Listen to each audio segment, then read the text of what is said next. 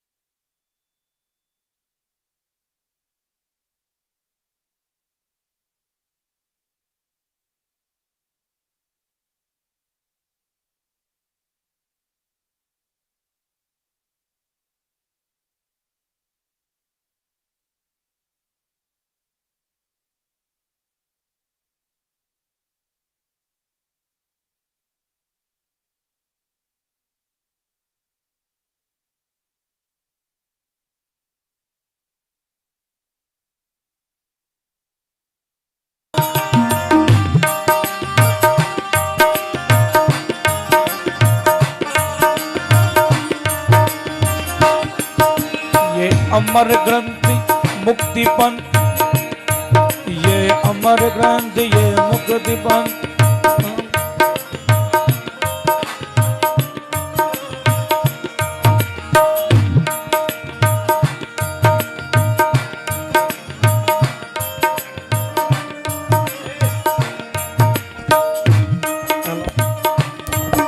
हरि नाम यही हरि धाम यही हरि नाम यही हरि नाम यही हरि धाम यही जग की मंगल की आरती।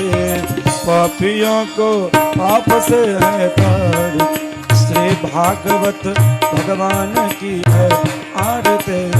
पापियों को पाप से है तार।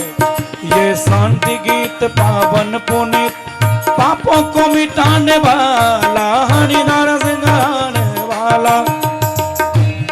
ये शांति गीत पावन पुनीत पापों को मिटाने वाला हरि नाम गाने वाला। ये सुख करनी है दुख हरनी ये सुख करने ये सुख करनी ये दुख हरनी श्री मधुसूदन की आरती। पापियों को पाप से है तारते, भागवत भगवान की है आरती।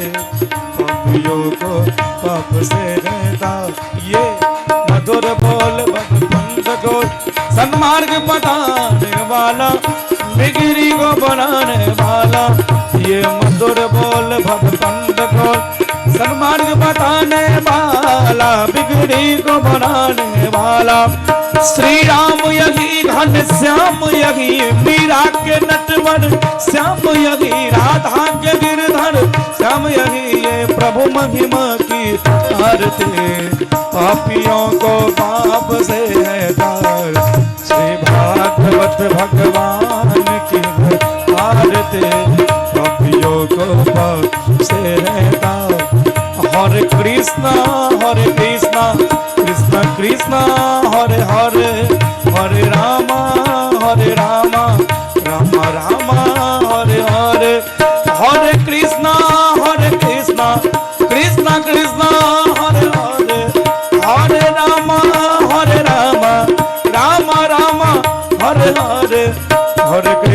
हरे कृष्णा कृष्ण कृष्ण हरे हरे हरे राम राम राम हरे हरे। ओम नमानार्तिक्यम सर्वयाम श्री भगवान नाम स्वरूपिण्य श्री भागवत महापुराण पुरुषोत्तमाय नमः। ओम आलार्तिक्यम गृहीत्वा ओम मतः परम देवाभिवन्दनं तत्परमात्मा विलक्षितम् आत्मा विलक्षितम्। ओम पुष्पांजलिं कुर्यात्। ओम जगयेन जगवैजन्त देवास्तान धर्मान् प्रथमान्यासन्नादिहनाकं महिमानः स्वच्छन्द्रपूर्वे साध्या सन्ति देवाः सेवन्दिकामुकुलचम्बकमाडलाब्धे पुन्नागजादिकलविल्लडसार पुष्पे वेल्पप्रबाल तुलसीदालमाञ्जरे विस्तम्बोदयाम जगदीश्वरि मे प्रसीद। नानासुगन्धपुष्पाणि यथा कालोद्भवानि च पुष्पाञ्जलिर्मया दत्ता गृहाणः परमेश्वर। एष मन्त्रस्वाञ्जलिं श्री भागवत महापुराण पुरुषोत्तमाय नमः। सब गोटा प्रेम से कहे राधे राधे। और आई कथा के पहिल दिन छथिन बुझेबाक चाही जे गाम में कथा भऽ रहल छै और महाराज जी संत अहाँके गाम में पधारला हन कथा के लऽ कऽ तऽ निश्चिंत अहाँ सब बहुत पुण्यशाली छी। सब गोटा जोर से कहबै जय जय सिया राम। आओ आई कथा के पहिल पुष्प लऽ डॉक्टर बाला व्यासरमण दास जी महाराज जी मंच पर बैसल छथि। अहूँ सब गोटा अपना अपना स्थान पर बैस जाए और मौन के शांत चित्त कऽ एहि कथा में अपन मौन के लगाबी। एहन मौका हमरा लोकन के बारंबार नहीं मिलत और बारंबार हमहूँ यह आग्रह करब जे एतऽ बैस कऽ अन्यथा कोनो बातचीत नहीं हेबाक चाही। महाराज जी के मुखारविंद सँ भागवती जे गंगा प्रवाहित हेथिन ओहि गंगा में हमारा लोकन के ऐसे 7 दिन तक डुबकी लगबे के ते हेतु उत्सव के समुपलक्ष्य सप्ताह शुद्धिजनों को वैष्णवों को आचार्य चरणों को भक्तिमयी माताओं बहनों को श्री सीताराममय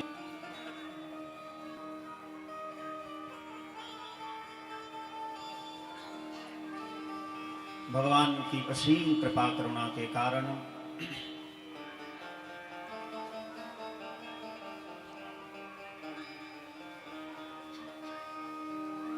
आज से लेकर के हम आप सभी सप्ताह भागवत कथा का रसपान करेंगे। इस कथा के मुख्य यजमान पूज्य श्री शंभुनाथ झा जी ही है।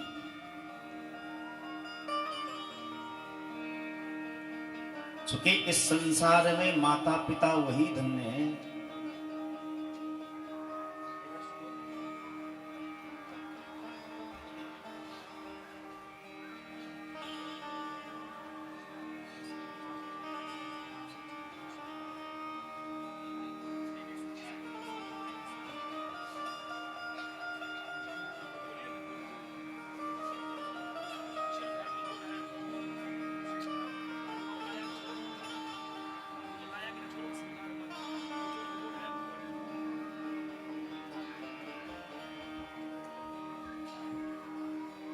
भाग्योदयेन बहुजन्म समर्जितेन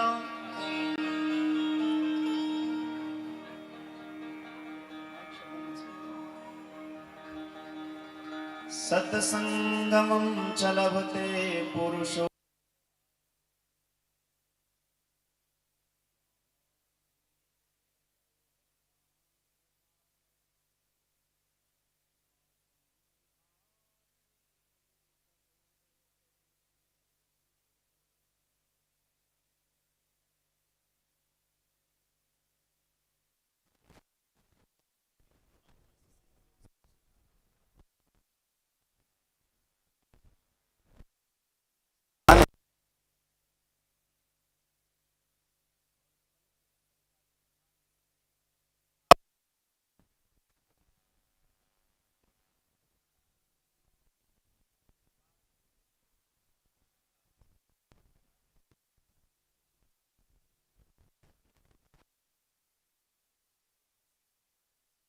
उचित ढंग से हम लोग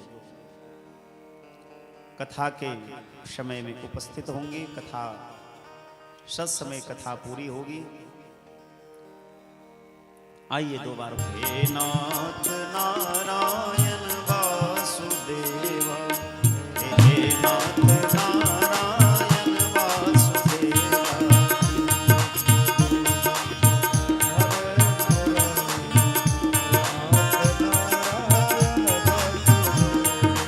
श्री कृष्ण गोविंद हरे मुरारे, हे नाथ नारायण वासुदेवा,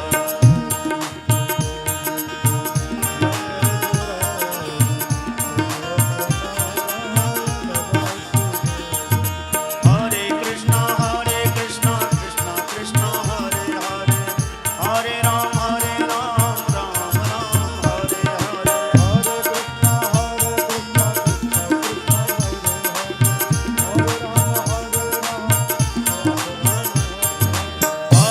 कृष्णा कृष्णा कृष्णा हरे हरे, हरे राम राम राम हरे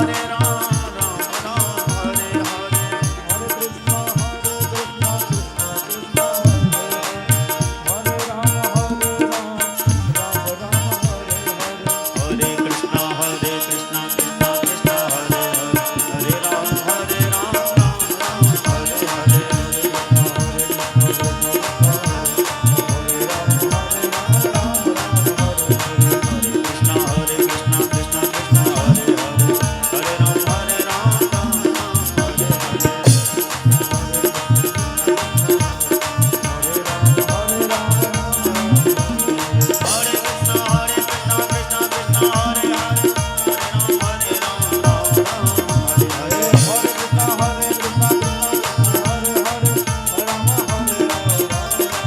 हरे कृष्णा कृष्णा कृष्णा हरे हरे, हरे राम राम हरे हरे, हरे कृष्णा कृष्णा कृष्णा हरे हरे, हरे राम राम हरे हरे,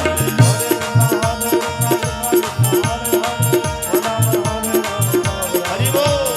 हरे कृष्णा कृष्णा कृष्णा हरे हरे, हरे राम राम हरे हरे,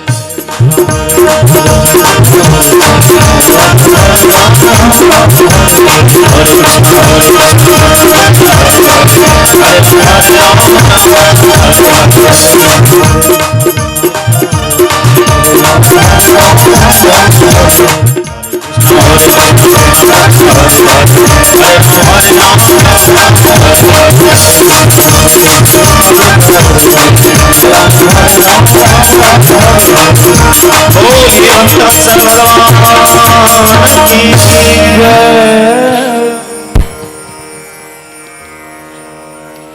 एक बात की बड़ी प्रसन्नता है। ए भैया मॉनिटर में आवाज बढ़ाओ यार, इंसान है कि बन सकता है।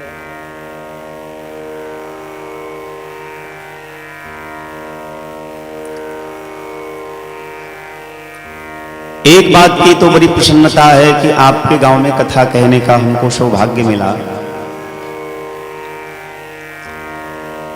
और आज से पहले भी एक बार हम इस गांव में आए थे, तीसरी बार यहां आए। इनके यहां आज से पहले एक दिन आना हुआ था। संयोग ऐसा था कि केतुका में हमारी कथा होने वाली है अगले वर्ष फरवरी महीने में। वहां आने के क्रम में यहां भी आने का सौभाग्य मिला, और आज से लगभग 15 वर्ष पहले जब मैं बहुत छोटा था तो किसी विशेष कारण से यहां आना हुआ था।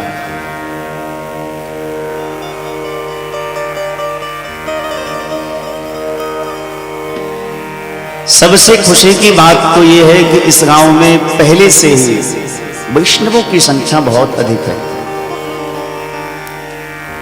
हम लोग कथा सुनाने के लिए हर जगह जाते हैं, हर गांव में हर तरह के लोगों को कथा सुनाते हैं, लेकिन वैष्णवों को यदि कथा सुनाने बैठे तो बहुत आनंद आता है। वैष्णवों को कथा सुनाने से हमको तसल्ली मिलती है, खुशी मिलती है, एक अलग आनंद का अनुभव होता है, क्योंकि हम जानते हैं कि वास्तव में भागवत के अधिकारी वैष्णव ही।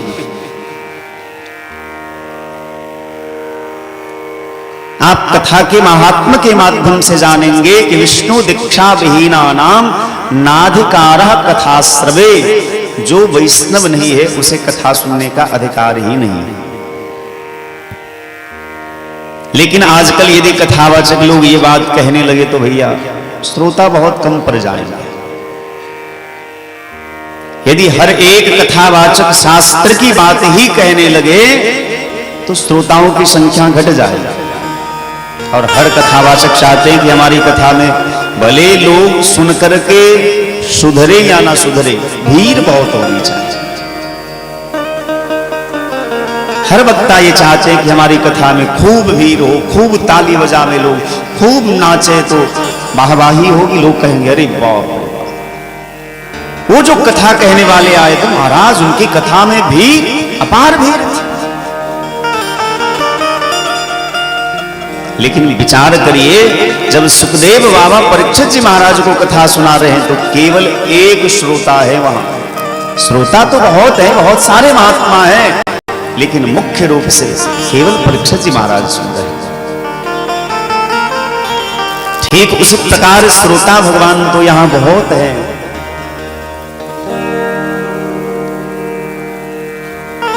अच्छा, यदि किसी का बेटा बहुत आगे बढ़ता है, नाम रोशन करता है, तो सबसे ज्यादा खुशी किसको मिलती है?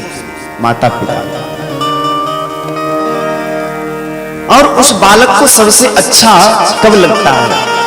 सबसे ज्यादा वो खुश कब होता है? जब उनके चरित्र के बारे में, जब उनके स्वभाव के बारे में, जब उनकी कीर्ति के बारे में, यश के बारे में, प्रतिष्ठा के बारे में उनके माता पिता सुनते हैं। और मैं तो इस समाज का बच्चा हूं, मैं केवल एक, हाँ ये अलग बात है कि एक मां ने हमको गर्भ में धारण किया, एक पिता के द्वारा हम जीव का जन्म हुआ, लेकिन इस देह पर केवल एक माता पिता का अधिकार नहीं, समाज के प्रत्येक माता पिता का अधिकार है। हमने जिस राह को चुना, जिस मार्ग को चुना, वो भगवान, वो कथा सबकी है। तो जब हमारी कथा, जिस कथा को हम कह रहे हैं वो कथा सबकी है, तो कथा कहने वाले वक्ता के ऊपर भी समाज का पूरा अधिकार होता है। और वक्ता सफल वही है जो समाज को एक सूत्र में पिरो करके चले। कई वक्ता ऐसे भी हैं जो भड़काऊ भाषण करते हैं, नहीं करना चाहिए। वक्ता का ये बहुत बड़ा दायित्व है। पूरे संसार में सबकी अलग अलग जिम्मेदारियां हैं, पर एक शिक्षक और एक वक्ता का बहुत बड़ी जिम्मेदारी है। शिक्षक ने यदि कुछ उल्टा पुल्टा किसी को पढ़ा दिया तो उसका जीवन बेकार हो जाए, और यदि वक्ता ने कुछ उल्टा कह दिया, शास्त्र के विरुद्ध कह दिया, तो एक का नहीं हजारों का जीवन खतरे में पड़ जाएगा। इसलिए वक्ता का यह सबसे पहला दायित्व है, वो शास्त्र सम्मत बात ही कहे, भले आपको एक क्षण के लिए अप्रिय लगे, लेकिन वक्ता का यह बहुत बड़ा दायित्व है समाज को एक सूत्र में पिरोने का काम करे, और उसके लिए शास्त्र की मर्यादा रखनी चाहिए। भाग्योदयेन बहुजन्म समर्जितेन सत्संगमं च लभते पुरुषो यदा वै। बोले, यदि भगवान की कथा सुनने का अवसर मिल जाए तो समझिए कि आप बड़े भाग्यशाली हैं। और ये हम नहीं कह रहे, श्री वेद व्यास भगवान पद्म पुराण के महात्म्य में वर्णन करते हैं। के पुण्य का प्रताप नहीं है, ये अनंतानंत जन्मों के पुण्यों का यह फल है।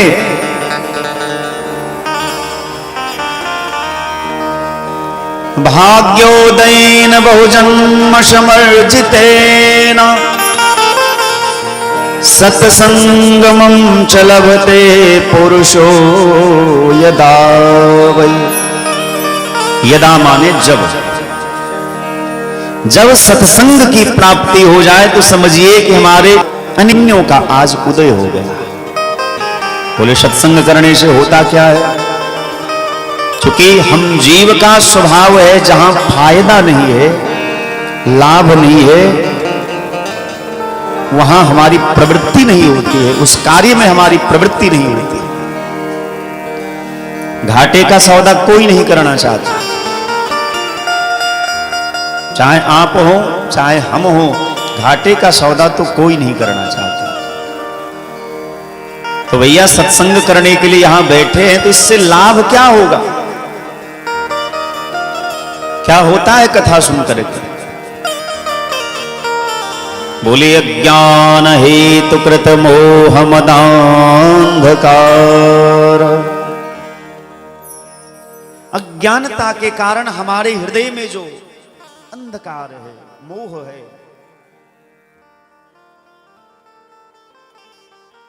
अच्छा बुरा ना मानिएगा लेकिन सत्य बताइए कि यहां एक भी श्रोता ऐसे हैं जिनके जीवन में किसी प्रकार का दुख नहीं है? हमको तो नहीं लगता कि ऐसा कोई हो सकता है। जीवन है तो जीवन में सुख और दुख दोनों है। किसी के जीवन में सुख अधिक है, किसी के जीवन में दुख अधिक है, लेकिन सुख दुख का नाम ही जीवन है। एक संत कहते हैं, को तन दुखी को मन दुखी को धन बिन रहत उदास, थोड़े थोड़े सब दुखी सुखी राम के दास। कोई शरीर से बहुत परेशान है, बीमार है, को तन दुखी को मन दुखी को धन बिन रहत उदास, थोड़े थोड़े सब दुखे सुखी राम के दास। काम के जो दास हैं, जो काम के पीछे पीछे भागते हैं, वो सुखी नहीं है, क्योंकि काम जो है हमारे दुख का मूल कारण है। जब तक मन में काम है तब तक आप दुखी हैं। काम माने इच्छा। जब तक किसी वस्तु की इच्छा है, कुछ पाने की इच्छा है, और जब तक वो मिल नहीं जाता है तब तक हम परेशान रहते हैं, दुखी रहते हैं। और जैसे वो मिल गया तो फिर आगे की कल्पना करते हैं कि कुछ और मिले, फिर जब वो मिल गया तो फिर आगे और कुछ और चाहिए। तो इच्छाएं अनंत है, और अनंत इच्छा के कारण ही हम जीव परेशान हैं, दुखी हैं। तो बोले सत्संग करने से क्या सुखी हो जाएंगे? निश्चित हो जाएंगे, लेकिन तब जब मन से कथा सुनेंगे। इस कान से सुनेंगे तो हो सकता है कि एक कान से यदि सुन रहे हैं तो दूसरे कान से वो निकल भी जाए, लेकिन मन से कथा सुनिएगा, वो कथा निकलती नहीं है, वो हृदय में घर कर जाती है।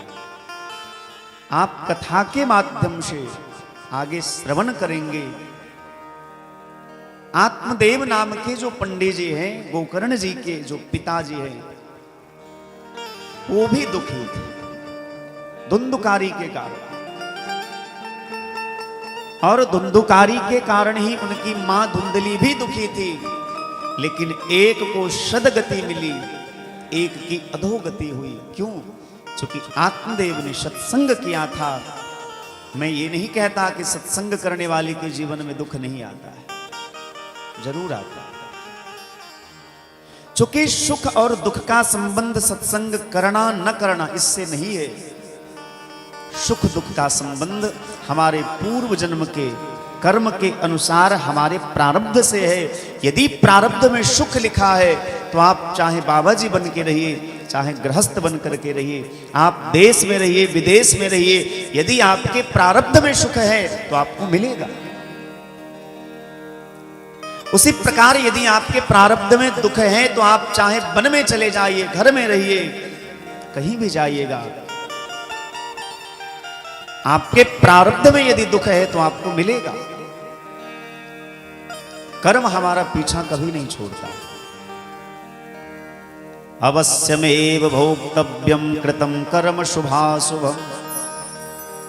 जैसे हजारों गाय के बीच में एक गाय का बछड़ा है और वो बछड़ा अपनी मां को पहचान जाता है, हजार गाय के झुंड में एक बछड़ा को छोड़ दीजिए, वो बछड़ा अपनी मां को पहचान जाता है। ठीक उसी प्रकार आप कहीं भी कितनी भी भीड़ में चले जाइए, आपके प्रारब्ध के अनुसार जो आपका कर्म है और उस कर्म के अनुसार जो आपके भाग्य में सुख दुख लिखा है वो मिलेगा।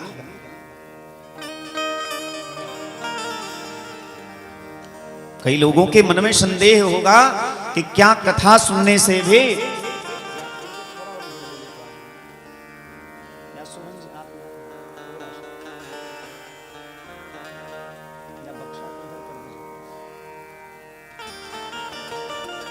कई लोगों के मन में संदेह होगा तो क्या कथा श्रवण करने से दुख की निवृत्ति नहीं होती? बताइए, कथा सुनने से दुख मिटता है कि नहीं मिटता है?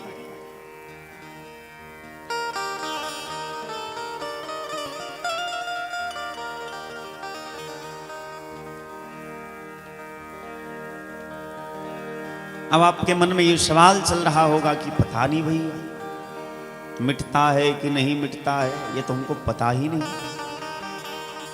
कई लोगों के मन में ये भाव आ रहे होंगे कि हाँ कथा सुनने से दुख तो मिटता है। कई लोग सोच रहे होंगे कि नहीं ऐसा नहीं है, कथा सुनने से दुख मिटता नहीं है।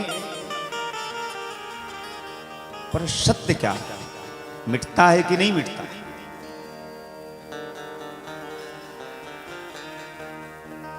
आप लोगों के मन में दो प्रकार का भाव आ रहा है।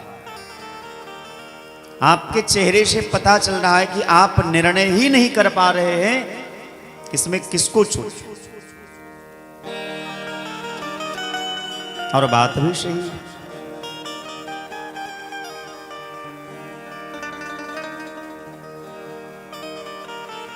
एक जगह वर्णन आता है कि प्रारब्ध के अनुसार जो सुख दुख है वो आपको भोगना पड़ेगा। यदि भजन करने से सत्संग करने से सभी प्रकार के दुखों की निवृत्ति हो जाती तो प्रहलाद जी को दुख मिलता ही नहीं, ध्रुव जी को दुख नहीं मिलता, शबरी को दुख नहीं होता, मीरा को दुख नहीं होता, सूर कबीर को दुख नहीं होता। बड़े बड़े महात्मा ऐसे हुए हैं जिनके जीवन में अनेक प्रकार की विषम परिस्थितियां आई है, अनेक प्रकार के दुख आए।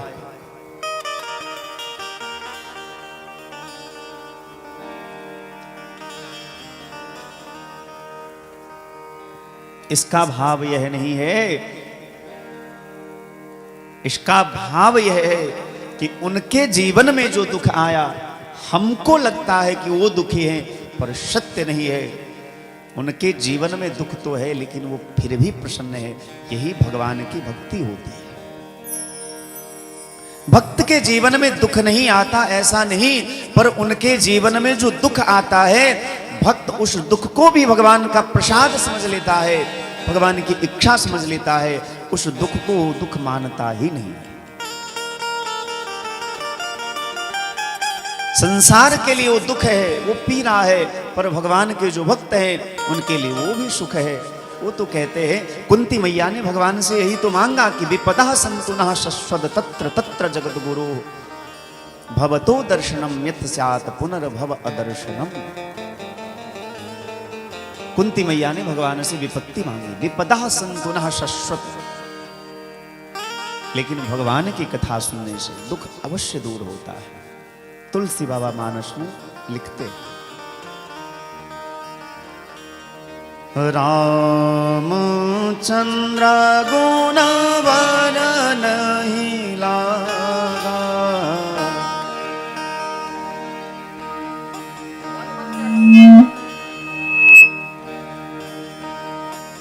रामचंद्र गुण वर्णन नहीं लागा,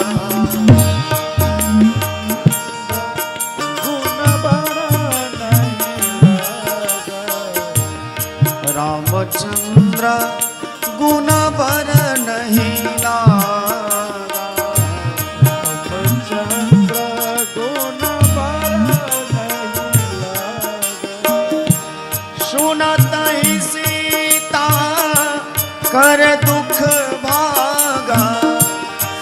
सुनतहि सीता कर दुख भागा। रामचंद्र गुण बर नहीं लागा। रामचंद्र गुण बर नहीं लागा। रामचंद्र गुण बर नहीं लागा। रामचंद्र गुण बर नहीं लागा। अशोक वाटिका में जानकी जी बहुत दुखी थी।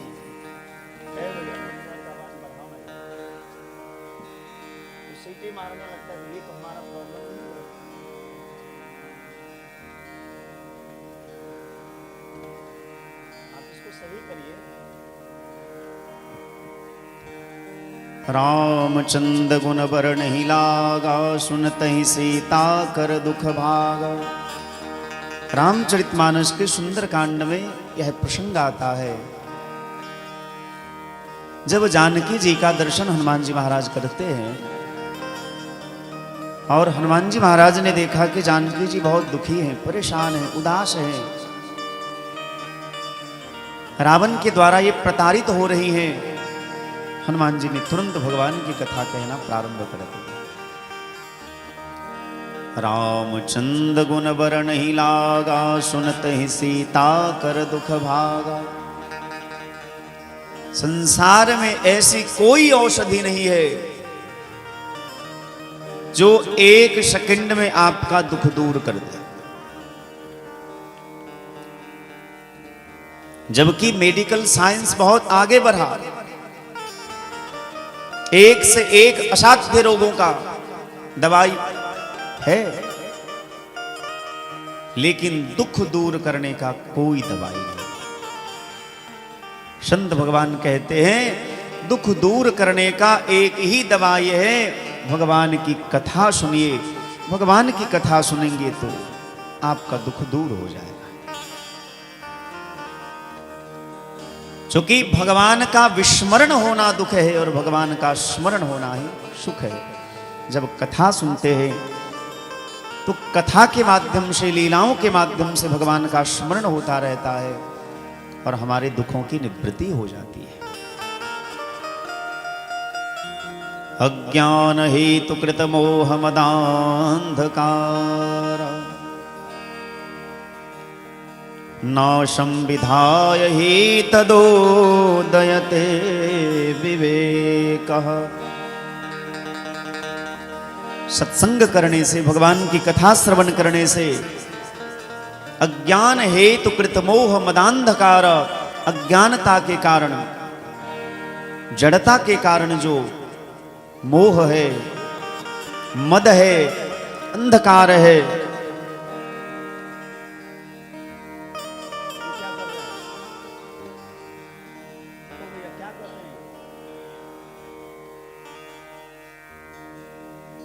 जल्दी करिए।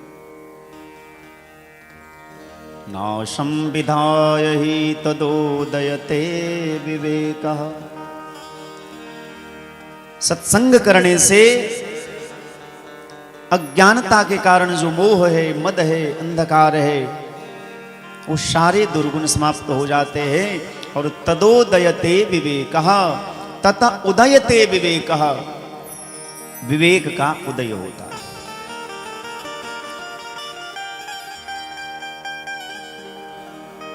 हम लोग जिन भगवान की कथा श्रवण करने के लिए यहां बैठे हैं, भगवान का स्वरूप कैसा है और स्वभाव कैसा है। क्योंकि भैया जिनके साथ संबंध बनाने यहां बैठे हैं, जिनके साथ हमारा संबंध है, उनके स्वरूप का पहले चिंतन करें। श्री वेद व्यास भगवान कहते हैं वो भगवान सत है, चित है और आनंद है। सच्चिदानंद रूपाय। अरे उनके कान में ही लगा दिए, गिरा के लगाइए।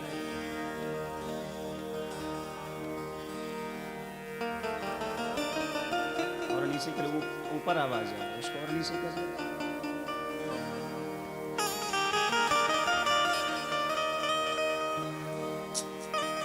ऐसे कर दीजिए ना, है तो हाँ ऐसे कर दीजिए।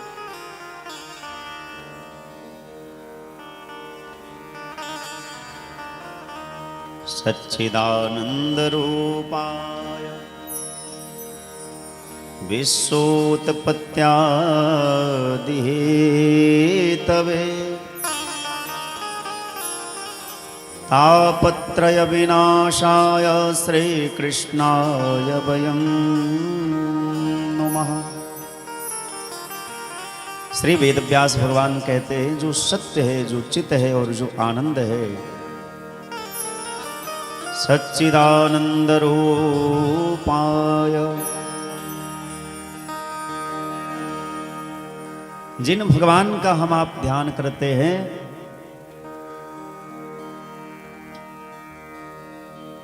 उनका स्वरूप कैसा है? बोले सत्य है, चित है और आनंद है। ऐसे जो सच्चिदानंद भगवान है हम उनको प्रणाम करते हैं। विश्वोत्पत्त्यादिहेतवे, संसार के उत्पत्ति, पालन और संहार के वही मूल कारण है। तापत्रय विनाशाय श्री कृष्णाय वयं नमः। जिनकी कृपा से तीनों प्रकार के दुखों की निवृत्ति हो जाती है, ऐसे जो भगवान श्री कृष्ण हैं हम सभी उनको प्रणाम करते हैं। यम प्रव्रजन्तमनुपेतमपेत कृत्यम द्वैपायनो विरह कातर जुहाव पुत्रेति तन्मयतया तरवोभिनेदुस्तं सर्वभूत हृदयं मुनिमानतोस्मि। श्री सुखदेव बाबा के चरणारविंद में हम प्रणाम करते हैं। बोले श्रीमद् भागवत महापुराण की जो हम कथा श्रवण करने बैठे हैं, ये भागवत जी है क्या? निगम कल्पतरोरगलितम फलम, वेद रूपी कल्प वृक्ष का पका हुआ फल है यह भागवत। शुकमुखात द्रवमृत संयुतम, और इस फल को सुखदेव जैसे महात्माओं ने चखा है, उनका प्रसाद है यह। शुकमुखात द्रवमृत संयुतम पिबत भागवतम रसमालयम मुहुरहो रसिका भुवि भावुकाः। श्री वेदव्यास भगवान कहते हैं पिबत भागवतम रसमालयम।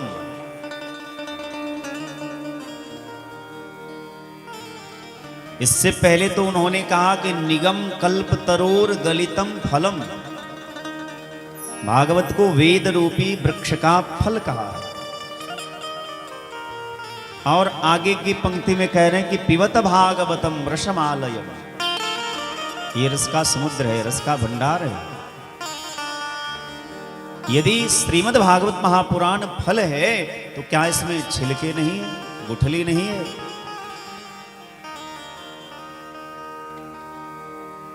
वेदव्यास भगवान कहते नहीं, इसमें त्याग करने योग्य कोई भी वस्तु नहीं है, सब ग्रहणीय है।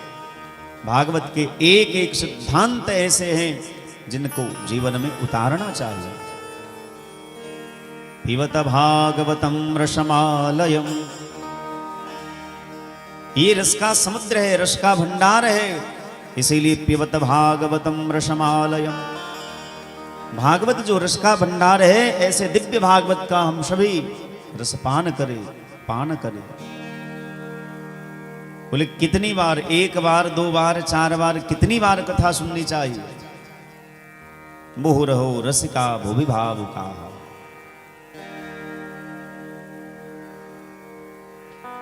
बार बार भगवान की कथा सुननी चाहिए। जैसे कोई एक बार भोजन कर लेता है तो क्या फिर दोबारा भोजन नहीं करता? करता।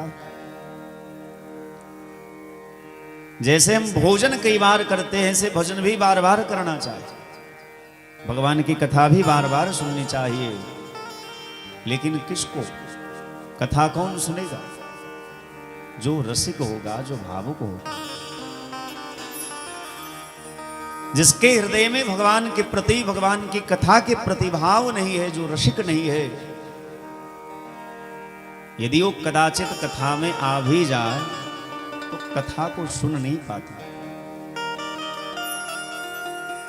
ठीक उसी प्रकार जैसे लोग गंगा स्नान करने जाते तो हैं सिमरिया, लेकिन जरता जार विषम उर लागा, गए हो न मज्जन पाव अभागा। यहां से पूरा बोरिया बिस्तर बांध करके गए कि 1 महीने तक गंगा में डुबकी लगाएंगे, लेकिन वहां जाने के बाद ठंड लगने लगी तो चापाकल पर ही स्नान करने लगे।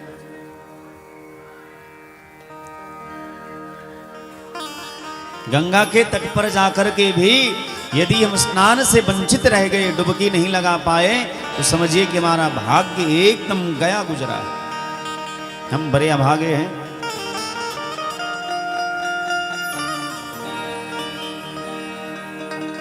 कई लोग ऐसे होते हैं जो गंगा स्नान, गंगा के तट पर तो चले गए पर गंगा स्नान नहीं कर पाते हैं।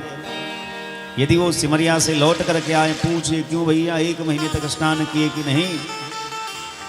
जिन्होंने स्नान किया है वो तो बड़ी प्रशंसा करेंगे, पर जिन्होंने स्नान नहीं किया है वो कहेंगे अरे बाप रे बाप, इतनी गंदगी थी। अच्छा भैया, तो और के लिए गंदगी नहीं थी क्या? गंदगी तो सबके लिए रही होगी।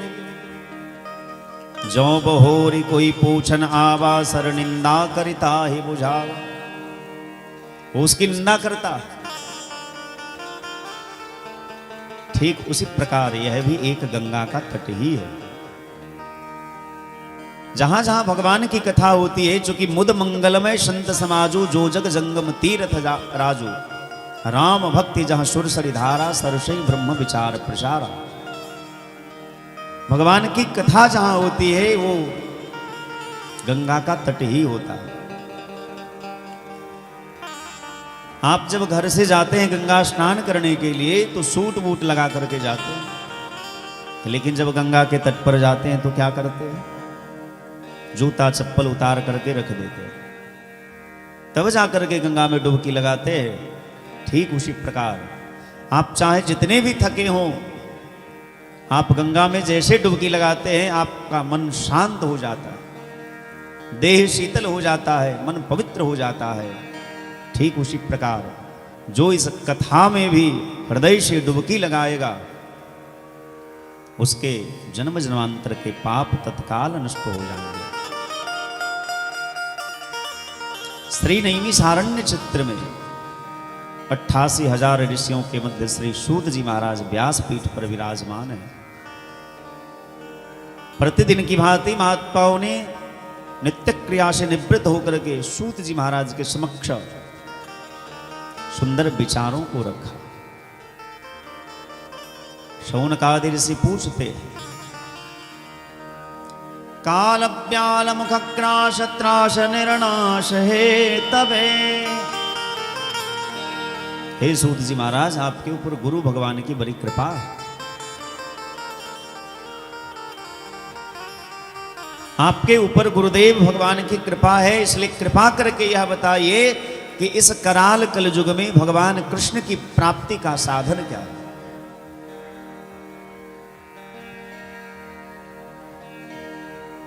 ऐसी कौन सी साधना है जिसके द्वारा भगवान कृष्ण की प्राप्ति हो जाए, उनकी भक्ति की प्राप्ति हो जाए? सूत जी महाराज कहते हैं, यद वैष्णवा नाम धनम, ये भागवत जो है वैष्णवों का धन है। गांव घर में सरकारी जमीन होती है, जिस पर गांव वालों का अधिकार नहीं, उस पर सरकार का अधिकार होता है। उसी प्रकार है तो भागवत सबके लिए, पर ये वास्तव में केवल वैष्णवों का धन है। अब अधिकार कोई जमा ले, भगवान सबके हैं तो भगवान की कथा भी सबकी है, लेकिन सूत जी महाराज कहते यद वैष्णवा नाम धनम, उन्होंने ये नहीं कहा कि संसारियों का धन है। सूत जी महाराज कहते हैं वैष्णवों का धन है। वास्तव में तो भागवत पर केवल वैष्णवों का ही अधिकार है। कबीर बाबा के जितने भजन सुनेंगे आप, सब भजनों के अंत में एक पद होता है, कहत कबीर सुनो भई साधो। कबीर बाबा से किसी ने पूछा कि आप सब पद में ऐसा क्यों कहते, आप साधु का ही नाम क्यों लेते हैं? कबीर बाबा ने बड़ी प्यारी बात कही कि भैया जो असाधु होगा वो हमारी बात सुनेगा ही, जो साधु होगा वही हमारी बात सुनेगा। इसलिए काहे कि किसी और के नाम लेना। ठीक उसी प्रकार सूत जी महाराज कहते हैं यद वैष्णवानां धनम, ये वैष्णवों का धन है। काल व्याल मुखग्रास तड़ास निर्नाश हे तवे, श्रीमद्भागवतं शास्त्रं कलौकीरेण भाषितम्। भगवान श्री सुखदेव जी के द्वारा यह दिव्य भागवत का प्रवचन परीक्षित जी महाराज को सुनाया गया। मां गंगा के पावन तट पर जब सुखदेव बाबा परीक्षित जी महाराज को यह दिव्य कथा सुना रहे थे और देवताओं को पता चला कि परीक्षित जी को श्राप लगा है, तो देवता लोग अमृत का कलश लेकर के परीक्षित जी के सामने प्रकट हुए। सुखदेव बाबा के चरणों में प्रणाम करके निवेदन करने लगे कि जो कथामृत आप परीक्षित को पिलाने जा रहे हैं वह कथामृत हमको पिला दीजिए और परीक्षित को उसके बदले में यह अमृत पिला दीजिए। सुखदेव बाबा विचार करने लगे भैया दाल में कुछ ना कुछ तो काला है, क्योंकि देवता बड़े स्वार्थी होते हैं। ऐसे संसार में हर कोई स्वार्थी है, लेकिन उन सब में भी देवता एक नंबर के स्वार्थी। हम लोग दूसरे नंबर पे आते हैं। हम लोग जो हैं दूसरे नंबर के स्वार्थी हैं। एक नंबर के स्वार्थी तो देवता ही हैं। तुलसी बाबा मानस में कहते सुर नर मुनि सबके यह रीति। ऐसा नहीं कहा कि नर सुर मुनि सबके यह रीति।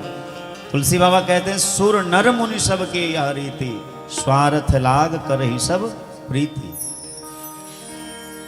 देवता एक नंबर के स्वार्थी हैं और स्वार्थी व्यक्ति भैया यदि आपके हित की बात ज्यादा करने लगे तो सतर्क हो जाना चाहिए। देवता लोग कह रहे हैं कि यह अमृत आप परीक्षित को पिला दीजिए, बदले में हमको कथामृत का पान कराइए। श्री सुखदेव स्वामी विचार करने लगे कि देवताओं के पास जो अमृत है उस अमृत में और जो अमृत हम परीक्षित को पिलाने वाले हैं इस अमृत में अंतर क्या है। विचार करने लगे कि देवताओं के पास जो अमृत है वो अमृत यदि कोई पी ले तो अमर हो जाता है,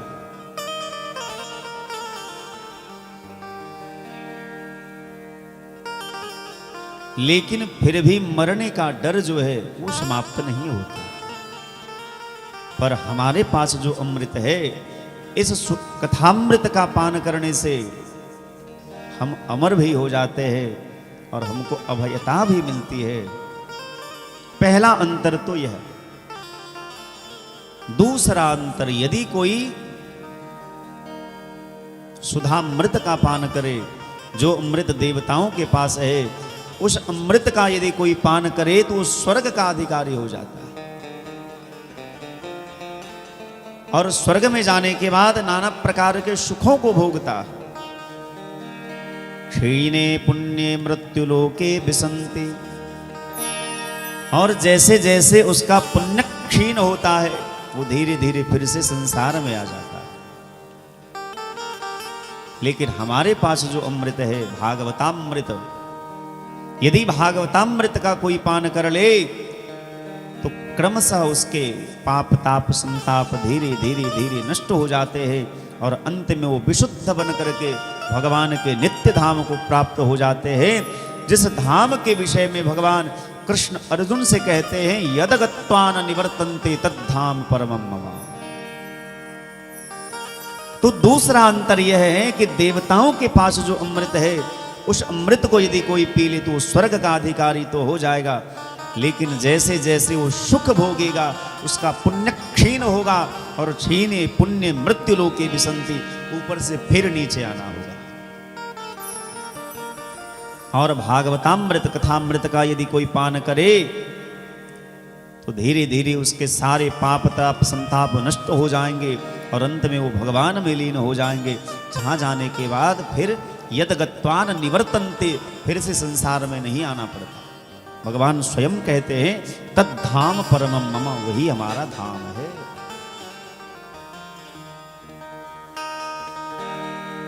सुखदेव बाबा ने देवताओं को डांटा, हे ठगियाओं, हमको ठगने आए हो? तुम्हारे पास जो अमृत है वो अमृत देकर के हमारे अमृत को खरीदने आए हो, लेकिन जो तुम्हारे पास अमृत है वो कांच का टुकड़ा है और हमारे पास जो अमृत है वो हीरा है।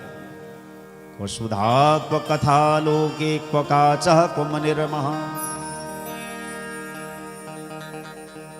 यदि संसार के कोई सामान्य वक्ता होते तो शायद देवता लोग ठग लेते, लेकिन ब्रह्मरात हैं भगवान श्री सुखदेव स्वामी। ब्रह्मरातो विचारयैवं तदा देवान् जहाशः।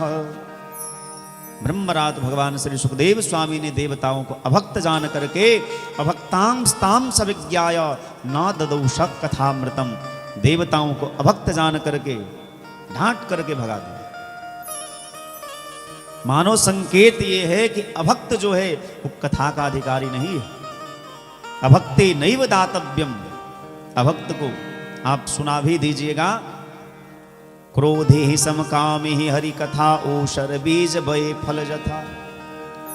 जैसे बढ़िया से बढ़िया क्वालिटी का बीज जो है ऊसर जमीन में गाड़िए वो कभी नहीं पनपेगा, वो बेकार हो जाएगा। उसी प्रकार जिसके हृदय में भगवान की भक्ति का रस नहीं है, जिसका हृदय रूपी खेत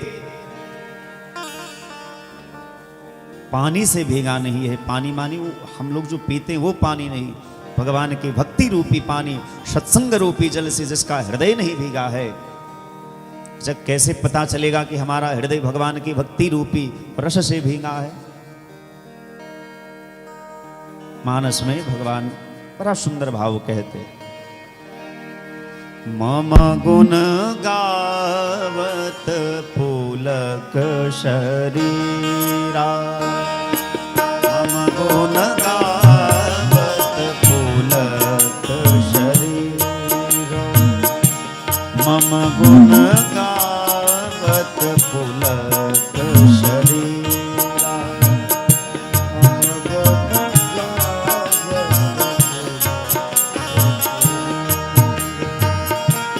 गद गद गिरा नयन बहनीरा। गद गद गिरा नयन बहनीरा। मम गुण गावत पुलक शरीरा।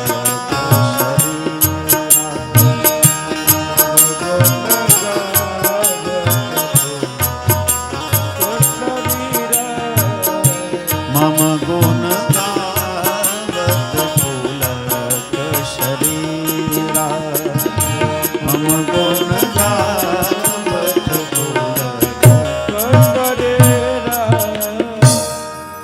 तुलसी बाबा कहते हैं भगवान की कथा कहते कहते, भगवान की कथा सुनते सुनते, गुणगान करते करते, लीलानुवाद करते करते यदि आंख से अश्रुधारा बहने लगे। आप भगवान की कथा सुन रहे हैं, भगवान का गुणगान कर रहे हैं, नाम कीर्तन कर रहे हैं, भगवान की सुंदर झांकी का दर्शन कर रहे हैं और यदि आपके आंखों से अनायास अश्रुधारा बहने लगे तो समझिए आपके हृदय के किसी न किसी कोने में भगवान की भक्ति है। वाग गदगदया द्रवते यस्य चित्तम रुदत्यभीक्षणं हसते क्वचिच्च। वाग गदगदया द्रवते यस्य चित्तम। भगवान की कथा सुन रहे हैं और आपका देह रोमांचित हो जाए, रोम रोम पुलकित हो जाए, नृत्य करने का मन करे। आप देखेंगे जो भगवान के भक्त होते हैं वो आधे पागल होते हैं, और यदि वो पागल नहीं है तो भगवान का भक्त हो ही नहीं सकता, क्योंकि दुनिया की दृष्टि में वो उसको लोग पागल ही कहते हैं। अरे एकदम पगला गया है, 24 घंटा माला जपता रहता है, एकदम पूरा पागल हो गया है, हर समय कथा सुनता रहता। दुनिया वाले यही कहते हैं। और भैया पागल बनने में बड़े फायदे में रहेंगे, क्योंकि पागल आदमी को आदमी ठुकरा देता है। ये पागल, अरे छोड़ो यार, ये किसी काम का नहीं। अच्छे बन करके रहेंगे तो आप मतलब के रहेंगे, और ये दुनिया बड़ी मतलबी है। जब तक आपसे मतलब निकलता रहेगा तब तक आपसे प्रेम करने का स्वांग रचता रहेगा यह संसार। तो आपकी भलाई इसी में है कि आप पागल बन करके रहिए। जर भरत जी महाराज की कथा भागवत में आती है, पर बड़े ज्ञानी थे, जीवन में पहली बार बोले और राजा रघुगण को मुक्त कर दिया, लेकिन संसार उन्हें पागल ही कहती थी। दुनिया के लोग उन्हें पागल ही कहते थे।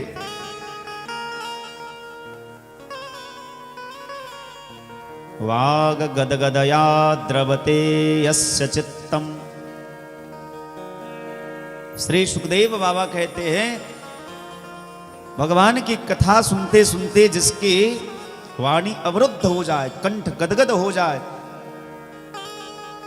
देह पुलकित हो जाए, आंख से अश्रुधारा बहने लगे, हंसते क्वचित, पागल की तरह वो कभी हंसता है, कभी रोता है, कभी नृत्य करता है, कभी ताली बजाता है।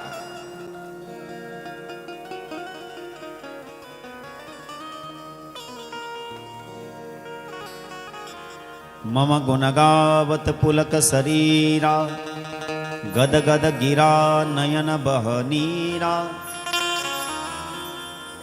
आप देखेंगे कभी कभी ऐसा होता है कि हम भजन कर रहे हैं, माला जप रहे हैं, भगवान को देख रहे, हम विचार करके नहीं गए थे कि भगवान को देखने के बाद हमको रोना। हम ये विचार करके नहीं आए थे कि कथा में बैठेंगे और कथा में बैठ के आज रोना है, पर भगवान की कथा सुनते सुनते जिसके हृदय में भगवान की भक्ति होती है, जिनके हृदय में रस होता है, भाव होता है, उनकी आंख से अश्रुधारा बहने लगती है।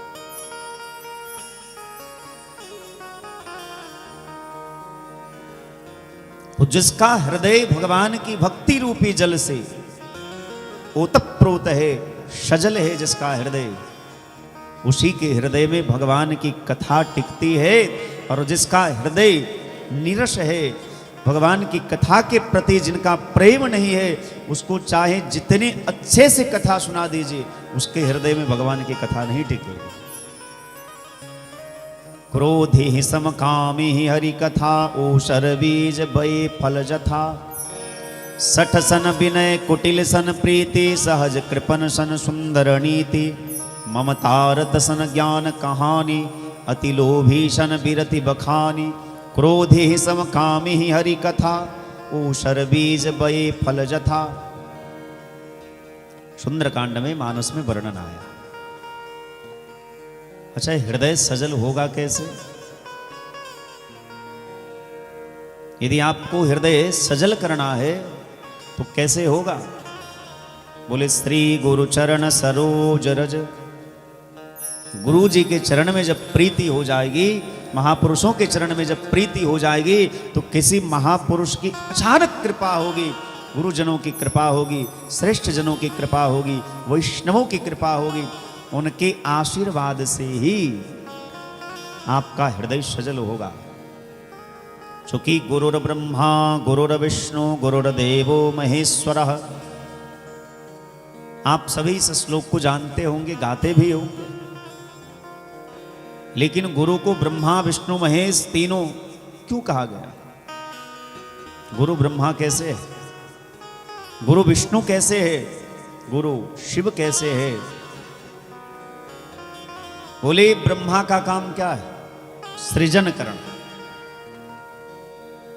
ब्रह्मा का काम है बनाना, विष्णु का काम है चलाना, और शिव का काम है संहार करना। गुरु तीनों काम करते हैं। आपके हृदय में कर्ण के माध्यम से भगवान के भक्ति का बीजारोपण करते हैं। जब गुरुजी मंत्र देते हैं कान में, राम मंत्र हो या कृष्ण मंत्र हो, शिव मंत्र हो, शक्ति मंत्र हो, कोई भी मंत्र हो, जब गुरुजी कान में मंत्र देते हैं तो कर्ण के माध्यम से हृदय रूपी खेत में भगवान की भक्ति का बीजारोपण करते हैं। इसीलिए गुरुर्ब्रह्मा, और समय समय पर उपदेश के द्वारा, सत्संग के द्वारा, कथानकों के द्वारा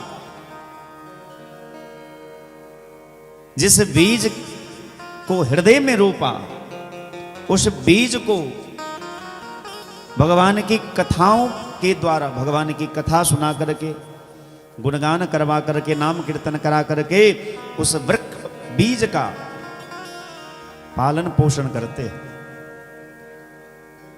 केवल गुरुजी कान में मंत्र दे दिए और गुरुजी से आपने शिक्षा नहीं ली, दीक्षा तो ले ली, शिक्षा नहीं ली, तो वो बीज जो है बहुत पनपेगा नहीं।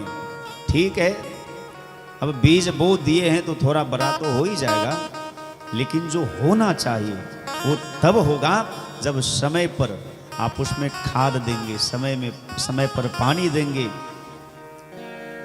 उसके इर्द गिर्द में यदि घास छोटा छोटा हो जाता है तो उसको उखाड़ करके फेंकिएगा। कुदाल से, खुरपी से वहां के जमीन को जब बढ़िया सुंदर बना करके रखते हैं तो वृक्ष जो है सुंदर बनता है, उसमें सुंदर सुंदर फल लगते हैं। उसी प्रकार यदि हमने केवल हृदय में भगवान की भक्ति रूपी बीज का वृक्षारोपण तो करवा लिया, बीजारोपण तो करवा लिया, लेकिन सत्संग के द्वारा, नाम कीर्तन के द्वारा उसका पालन पोषण नहीं हुआ, वो बहुत अधिक नहीं पनपता है। और यदि समय समय पर आप भक्ति करते रहेंगे, समय समय पर भगवान की कथा श्रवण करते रहेंगे, संतों का संग करते रहेंगे, तो आपके हृदय में जो गुरु जी ने आपके हृदय में भगवान की भक्ति रूपी बीजारोपण किया, उसका पालन पोषण होगा, वो पल्लवित होगा, पुष्पित होगा, उसमें सुंदर सुंदर फल लगेंगे। इसीलिए गुरुर ब्रह्मा गुरुर्विष्णु, गुरु को विष्णु कहा गया, गुरुर्देवो महेश्वरः, और गुरु को महेश्वर भगवान शिव कहा गया है। शिव क्या करते? संहार करते। आप देखिएगा कोई पेड़ पौधा लगाइए तो वहां पेड़ पौधा तो उगता ही है, उसके संग संग कुछ ऐसे पेड़ पौधे भी उसके अगल बगल में उग जाते हैं जिसको उखाड़ करके फेंकना होता है। ठीक उसी प्रकार जब हम सत्संग करते हैं तो हमारे मन में कई प्रकार की भ्रांतियां भी होती है, कई प्रकार के संदेह भी होते हैं। तो संदेह रूपी, शंका रूपी, भ्रांति रूपी जो छोटे छोटे पौधे हृदय में उग जाते हैं, तो गुरु जी क्या करते हैं? सत्संग के द्वारा ही उस छोटे छोटे पौधे को, जो उस वृक्ष को हानि पहुंचाएगा, उसको उखाड़ करके फेंक देते हैं। इसीलिए गुरुर्देवो महेश्वरः, हमारे हृदय में जो दोष है, छिद्र है, अवगुण है, कमियां है, उस कमियों को, उन दोषों को गुरु जी उखाड़ करके फेंक देते हैं, नाश कर देते हैं। इसीलिए गुरुर्देवो महेश्वरः, गुरु ब्रह्मा है, गुरु विष्णु है, गुरु शिव है, गुरुर साक्षात परब्रह्म। चूंकि गुरु के द्वारा ही हृदय में भगवान की भक्ति का बीजारोपण होता है, गुरु के द्वारा ही उस बीज का भक्ति रूपी बीज का पालन पोषण होता है। गुरु के द्वारा ही हृदय के दोषों का समूल नाश होता है। इसीलिए गुरु साक्षात परब्रह्म, गुरु साक्षात परब्रह्म है। तस्मै श्री गुरवे नमः। उस गुरुदेव भगवान के चरणों में हम प्रणाम करते हैं। अभक्तां स्तां सविज्ञाय न ददौष कथामृतम श्रीमद्भागवती वार्ता सुराणामपि दुर्लभा। जो भागवत जी की कथा हम आपको बड़ी सुलभता से मिल जाती है, ये देवताओं के लिए दुर्लभ है। सुराणामपि दुर्लभा, देवताओं के लिए बड़ा दुर्लभ है। अच्छा, तो विचार करिए, जब देवताओं के लिए दुर्लभ है तो हमारे आपके लिए सुलभ कैसे हो जाता? जो चीज देवताओं के लिए दुर्लभ है वो चीज हमारे आपके लिए सुलभ कैसे हो जाता है? क्योंकि हम देवता से ज्यादा भाग्यशाली।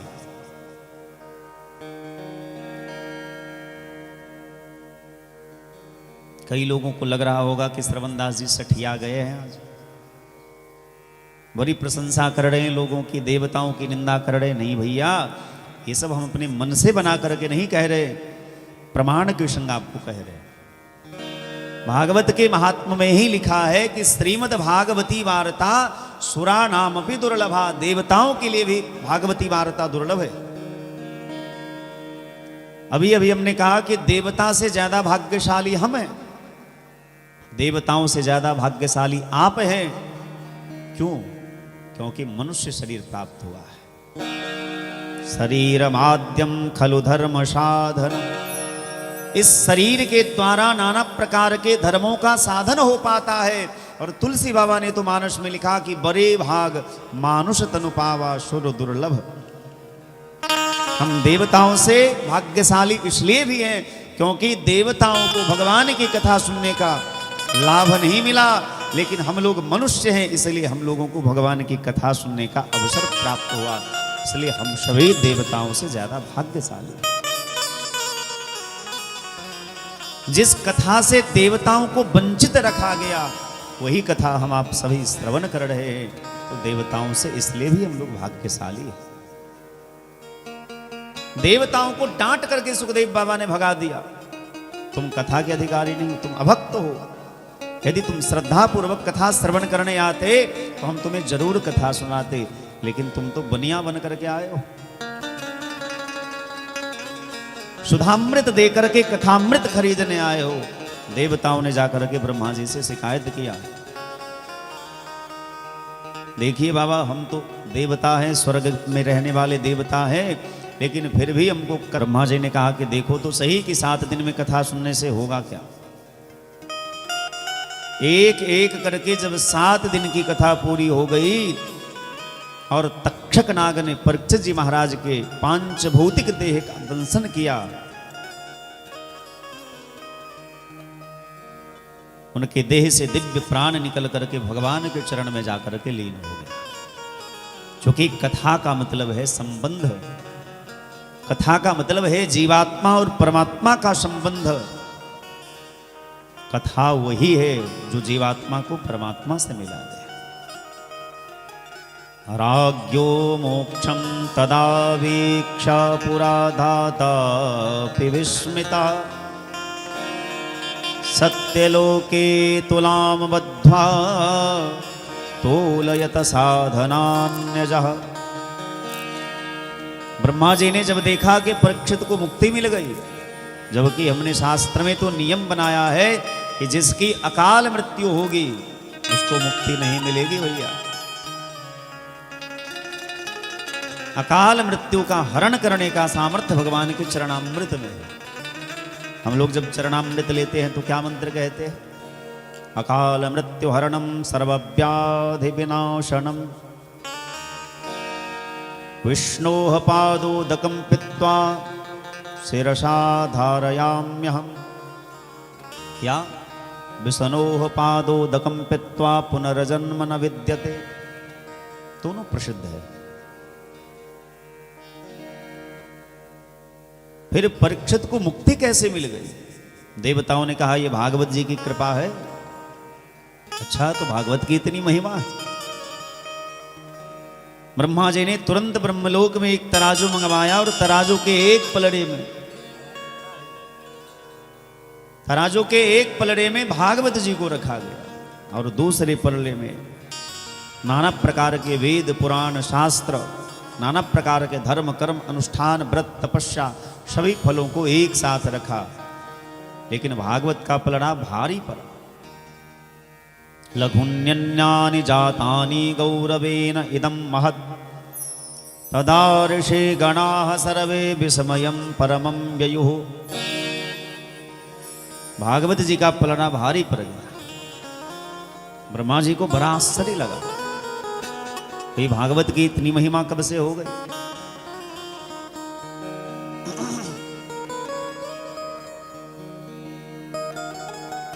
ब्रह्मा जी ने भागवत जी का ध्यान किया। जैसे आंख बंद करके भागवत जी का ध्यान किया ब्रह्मा जी ने, भागवत जी के एक एक अक्षर में भगवान कृष्ण की श्यामलता का दर्शन होने लगा। जब भगवान श्री द्वारिकाधीश इस धराधाम को छोड़ करके गोलोक धाम जा रहे थे, उद्धव ने निवेदन किया कि हे प्रभु, आपके चले जाने के बाद धर्म किसके शरण में जाएगा। तो भगवान ने अपने देह के संपूर्ण तेज को स्वकीयम यत भवत तेजः श्रीमद् भागवते दधात, श्रीमद् भागवत महापुराण में अपने देह के संपूर्ण तेज को भगवान ने रख दिया। एक रूप से भगवान श्रीमद् भागवत महापुराण में आकर के विराजमान हो गए और एक रूप से गोलोक धाम चले गए। जब भगवान ही भागवत जी में विराजमान है तो संपूर्ण ब्रह्मांड की शक्ति भागवत जी में विराजमान है।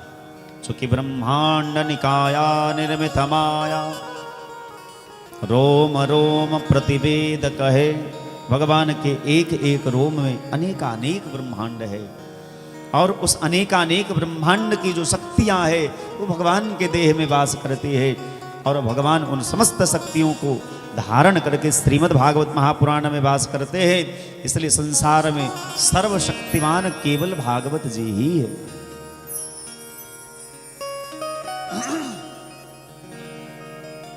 सभी देवी देवताओं ने महात्माओं ने यह घोषणा की, मेनिरे भगवद रूपम शास्त्रम भागवतम कलौ। इस कराल कलयुग में भागवत साक्षात भगवान के जैसे प्रतिष्ठित होंगे। भागवत को कोई ग्रंथ समझ करके इनका आदरण करे, भगवान साक्षात इसमें वास करते हैं। भागवत जी चलते फिरते भगवान का वांगमयी विग्रह है। तेनेयं वांगमयी मूर्ति प्रत्यक्षा वर्तते हरिः। साक्षात भगवान श्री द्वारिकाधीश इस भागवत जी में वास करते हैं।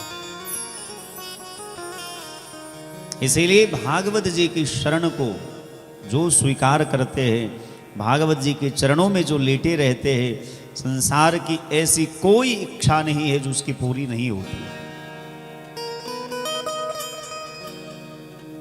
यदि कल्प वृक्ष के नीचे कोई बैठे तो केवल संसार के भोग्य पदार्थों से प्राप्त होंगे। कल्प वृक्ष की बहुत अधिक कृपा होगी तो स्वर्ग का सुख दे सकता है।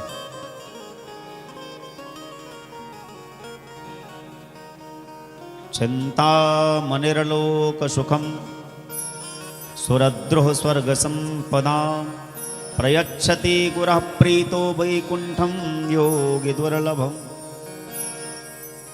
चिंतामणि एक मणि का नाम है।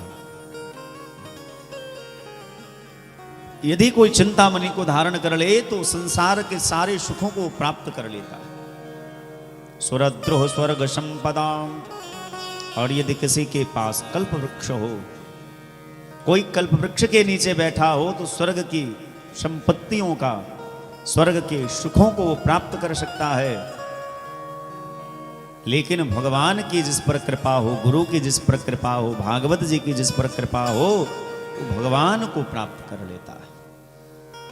इसीलिए हम आप सबको भागवत जी की शरण में आनी चाहिए। शौनक आदि ऋषियों ने श्री सूत जी महाराज से पूछा, हे सूत जी महाराज, सप्ताह भागवत की कथा सबसे पहले किसने किसको कब और कहां सुनाई? सूत जी महाराज कहते हैं कि सबसे पहले श्री शनकादि ऋषि ने नारद बाबा को सप्ताह भागवत की कथा सुनाई। शौनकादि ऋषियों ने कहा कि ये तो बड़ा आश्चर्य है। सनकादि ऋषि ऐसे दिव्य संत हैं जो संसारियों के बीच में जल्दी जाते नहीं। वो तो हर समय भगवान के भजन करते रहते हैं, अपने आप में मस्त रहते हैं। वो तो आत्मा राम है। कथा मात्रैक जीविनः। एक भैया कथा कहते, तीन बैठ करके सुनते हैं, फिर उस तीन में से एक उठ करके कथा कहते, बाकी तीन श्रोता और एक वक्ता। सब दिन कथा होती ही रहती है। उनके लिए तो कथा ही जीवन है। लेकिन नारद जी एक ऐसे संत हैं जो 7 दिन क्या 7 मिनट कहीं टिकने वाले नहीं है। फिर इन दोनों का संवाद कैसे हुआ, कहां सप्ताह भागवत की कथा हुई, कृपा करके हमको बताइए। श्री सूत जी महाराज कहते हैं, एकदा हि विशालायाम चत्वारो ऋषयो मलाः सतसंगारथं शमायाता तद्रिसुस्तत्र नारदम्। एक बार की बात है, सनकादि ऋषि जो ब्रह्मा जी के मानस पुत्र हैं और भगवान का प्रथम अवतार है। भगवान के अवतारों की जो कथा भागवत में आती है उसमें सबसे पहले अवतार सनकादि ऋषियों का ही है। भगवान की आज्ञा प्राप्त करके जब ब्रह्मा जी सृष्टि का विस्तार करने लगे तो सबसे पहले संकल्प के रूप में सनकादि ऋषियों को प्रकट किया और ये भगवान का प्रथम अवतार है। एकदा हि विशालायाम चत्वारो ऋषयो मलाः सतसंगारथं शमायाता दद्रिसुस्तत्र नारदम्। चारों भैया सत्संग करने के लिए श्री बद्रिकाश्रम धाम में आए। सतसंगारथम शमायाता दद्रिसुस्तत्र नारदम्। लेकिन बद्रिकाश्रम धाम में अचानक उन्होंने नारद बाबा को देखा। नारद जी हैं कौन? बोले भगवान के परम श्रेष्ठ भक्त हैं ये। नारद जी की कृपा से ही ध्रुव जी को भगवान का वह दिव्य पद मिला। नारद जी की कृपा से ही प्रहलाद जी को भगवान की भक्ति प्राप्त हुई। नारद जी की कृपा से ही वेदव्यास भगवान ने भागवत जैसे दिव्य पुराणों की रचना की। नारद जी की कृपा से ही मरा मरा जपने वाले वाल्मीकि ब्रह्म के समान पूजनीय हो गए। ऐसे दिव्य संत हैं नारद जी। लेकिन आज बड़े उदास, बड़े परेशान, बड़े व्यग्र चित्त दिखाई दे रहे। लेकिन भैया महात्मा जब कभी परेशान होता है तो अपने लिए नहीं औरों के लिए होता है। नारद जी बड़े चिंतातुर रहे, बड़े दुखी हैं, मुंह लटका हुआ है। शनकादि ऋषियों ने पूछा कि त्वरितम गम्यते कुत्र, इतनी जल्दी जल्दी कहां जा रहे? त्वरितम गम्यते कुत्र कुतश्चा गमनम तव, और कहां से आए? नारद जी आप तो संत हैं, आप महात्मा हैं, फिर आपका मुंह क्यों लटका हुआ? आप उदास क्यों हैं? और आप तो ऐसे उदास लग रहे हैं मानो आपका धन किसी ने चुरा लिया। पर महात्माओं का धन जो है वो तो भगवान का नाम रूपी धन है। संसारियों का धन क्या है? रुपया पैसा।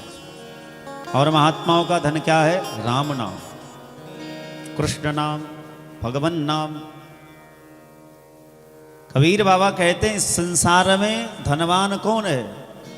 बोले कबीरा सब जग निर्धना धनवंता नहीं कोय, धनवंता सोई जानिए जाको राम नाम धन होय। बड़ा बड़ा महल हो जाना, बड़ी बड़ी गाड़ियां हो जाना, ये धनवान का लक्षण नहीं है, ये तो पापियों को भी हो सकता है। सुतदारा अरुलक्ष्मी पापी के भी हो। और ये सब बात हम नहीं कह रहे भैया, किसी महात्मा ने कहा है, हम उनकी बात आपको कह रहे हैं, बुरा लगे तो क्षमा करिएगा। सुतदारा अरुलक्ष्मी पापी के भी होय, संत मिलन अरु हरि भगते दुर्लभ जग में दोय। ये दो चीज बड़ा दुर्लभ है, संत का दर्शन हो जाना और भगवान की भक्ति हो जाना, ये बड़ा दुर्लभ है। तो कबीर बाबा कहते हैं धनवान संसार में वही है जिसके पास भगवान का नाम रूपी धन है। कबीरा सब जग निर्धना धनवंता नहीं कोय, धनवंता सोई जानिए जाको राम नाम धन होय। जिसके पास भगवान का नाम रूपी धन है वही धनवान है। बाकी तो भैया ये संसार का धन जिसको हम अपना मान रहे हैं ना, ये अपनी अज्ञानता के कारण मान रहे हैं। क्योंकि जिस जमीन को, जिस घर को हम अपना मान रहे हैं, हमसे पहले इस पर किसी और का अधिकार था। इसका मतलब है कि वो हमारा नहीं है। और हमारे मर जाने के बाद भी इस घर में, इस दुकान में, इस गाड़ी में और बैंक में जो पैसा रखा हुआ है उस पर किसी और का अधिकार हो जाएगा। ये हमारा अपना धन नहीं है।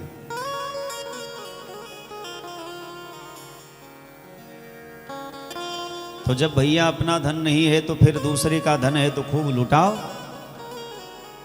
क्या ये मतलब है? नहीं। हमारा मतलब ये नहीं कि आप खूब लुटाइए, लेकिन धन का सदुपयोग होना चाहिए। धन की तीन गति है, दान है, भोग है और नाश है। धन की पहली गति क्या है? दान है। धन की दूसरी गति भोग है और धन की अंतिम गति, तीसरी गति नाश है। चौथी कोई गति नहीं। ठीक उसी प्रकार इस तन की भी तीन गति, या तो इसे जला दिया जाता है, या इसे दफना दिया जाता है, या इसे पानी में बहा दिया जाता है। चौथी कोई गति नहीं।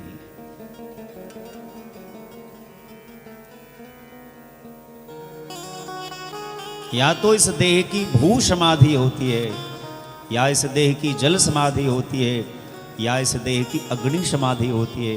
चौथी कोई गति नहीं है।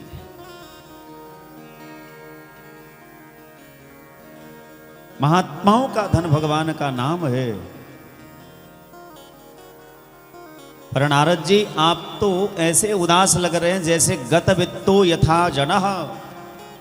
किसी धनवान व्यक्ति का किसी ने धन चुरा लिया हो, ऐसे आप परेशान लग रहे हैं। क्या बात है? क्यों परेशान है, क्यों दुखी है? नारद जी कहते हैं भैया एक बार की बात है। अहम तो पृथ्वीं यातो ज्ञात्वा सर्वोत्तमामिति। मैं बहुत जगह भटका, मुझे लगा कि संसार में सबसे ज्यादा सुख है, पृथ्वी पर सबसे ज्यादा सुख है। और यह विचार करके हम ब्रह्मलोक से पृथ्वी पर आए।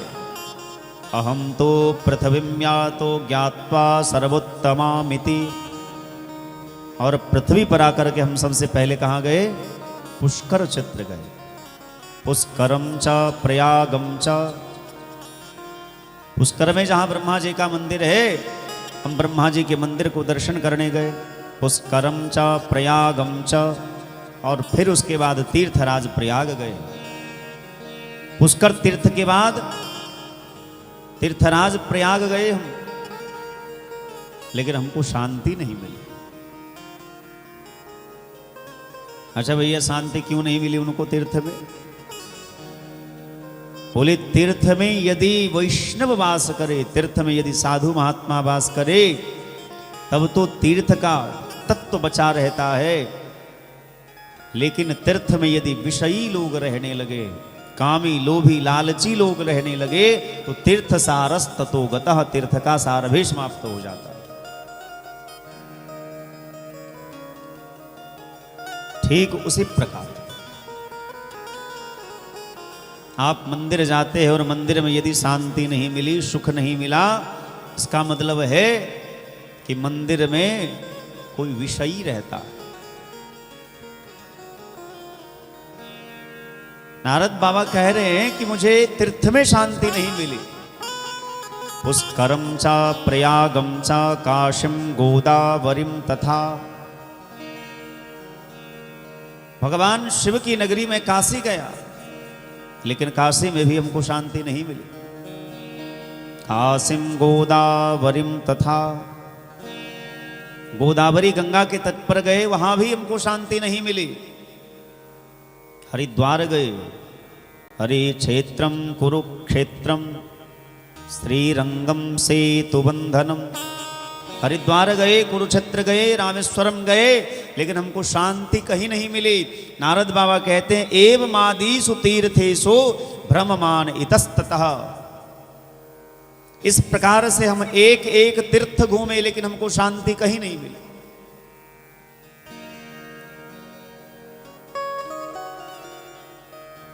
फिर हमारे मन में विचार आया कि चलो किसी महात्मा के पास जाते हैं। महात्मा के पास शांति मिलेगी। लेकिन जब महात्मा के पास गए तो वहां भी बड़ी विडंबना।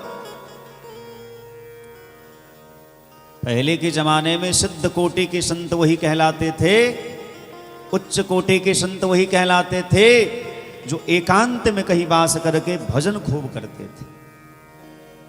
आज सिद्ध वही कहलाते हैं जिनका संसार में प्रचार प्रसार खूब है। जिनका जितना अधिक प्रचार प्रसार है वो उतने सिद्ध कोटि के संत हैं। यदि कोई बहुत बड़ा भजनानंदी महात्मा है, लेकिन संसार में उनका खूब प्रचार प्रसार नहीं है, पेपर मीडिया में उनका नाम छपता नहीं है, और यदि इस रास्ते से वो महात्मा जाए, चाहे जितने बड़े भजनानंदी हो, लेकिन ये समाज उनको श्रेष्ठ महात्मा मानने को तैयार नहीं है। और यदि कोई एक बार केवल राम नाम जपता है और प्रचार उसका खूब है, संसार में लोग उसे बहुत जानते हैं, तो भैया यदि वो इन रास्ते से निकले तो लोगों की बात तो छोड़िए, सरकार भी उनकी सेवा में खड़ी रहती है, पुलिस प्रशासन भी खड़ी रहती है। ये है कलयुग का प्रभाव।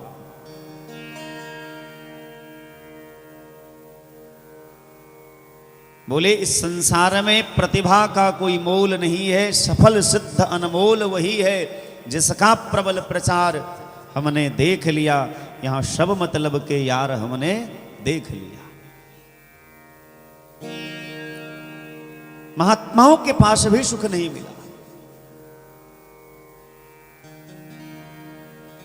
एक संत कहते हैं कि घर छोड़ के त्यागी बना,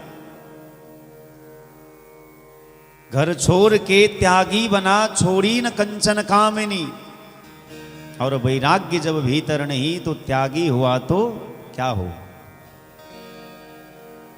घर तो इसलिए छोड़े भैया कि बाबा जी बनेंगे, खूब भजन करेंगे, संसार में किसी से कोई लेना देना नहीं, भगवान की कृपा से 2 वक्त की रोटी मिल जाएगी, वो रोटी पा लेंगे, कहीं पानी पी लेंगे, किसी वृक्ष की छाव में सो करके जीवन बिता लेंगे राम नाम के सहारे।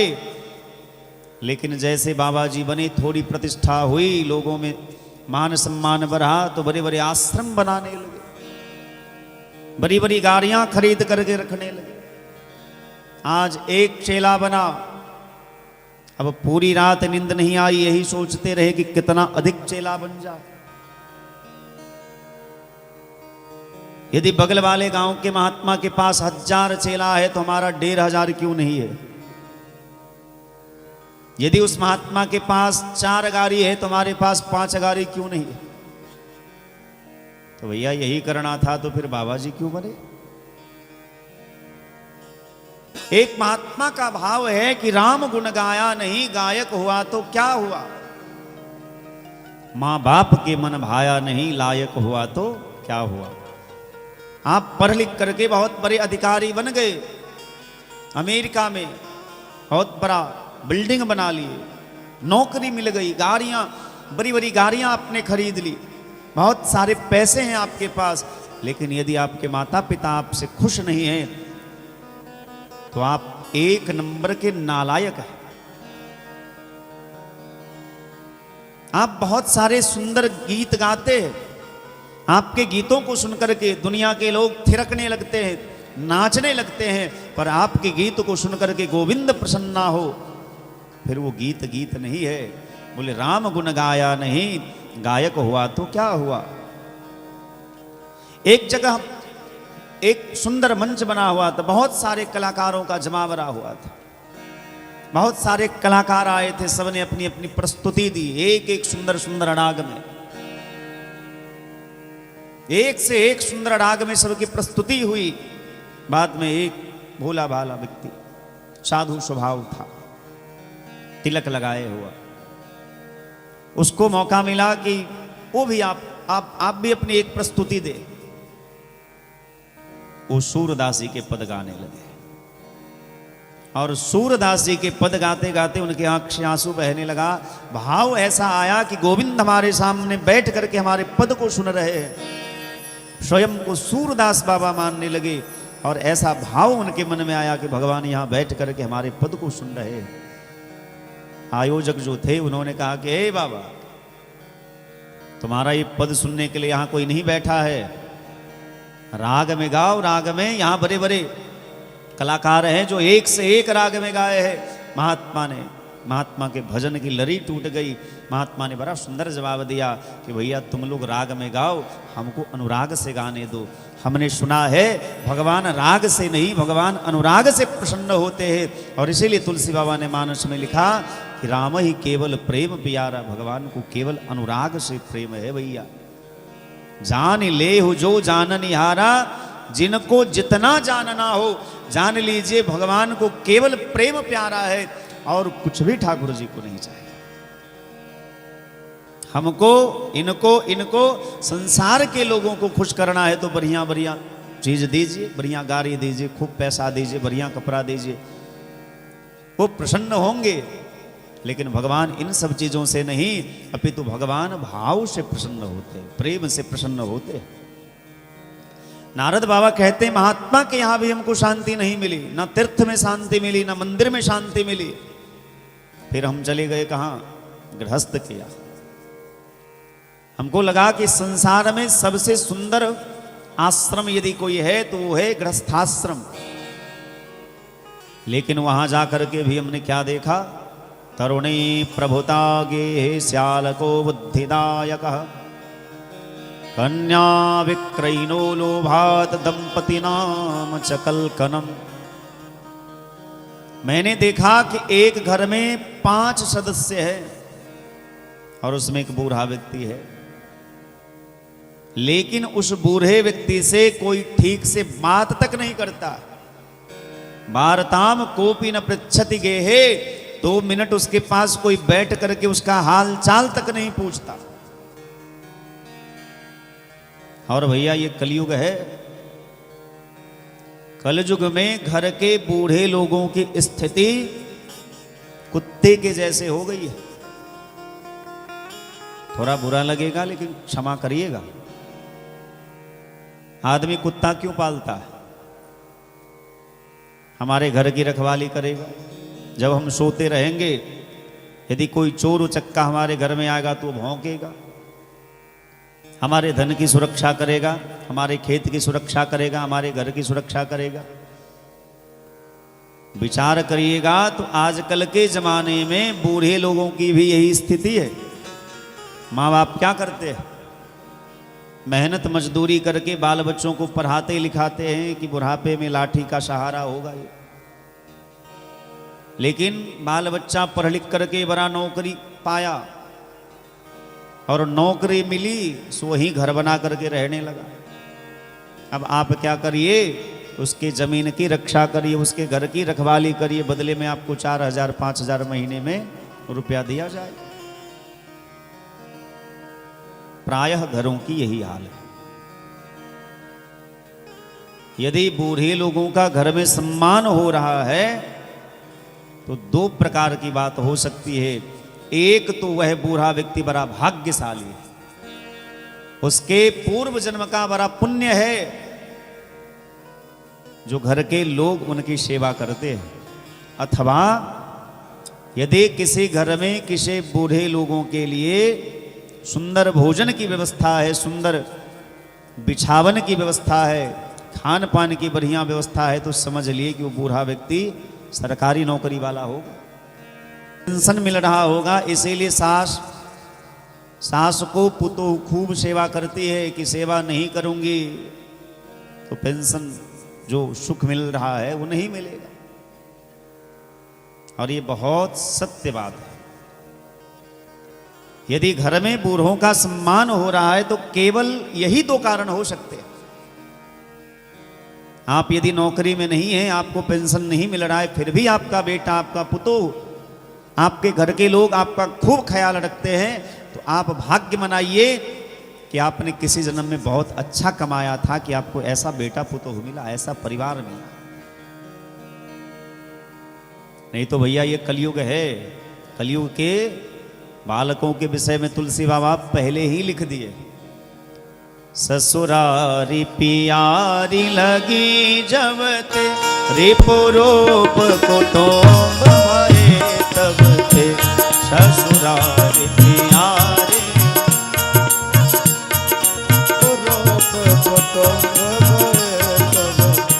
ससुरारी पियारी लगी जब ते रिपुरूप कुटुंब भये तब ते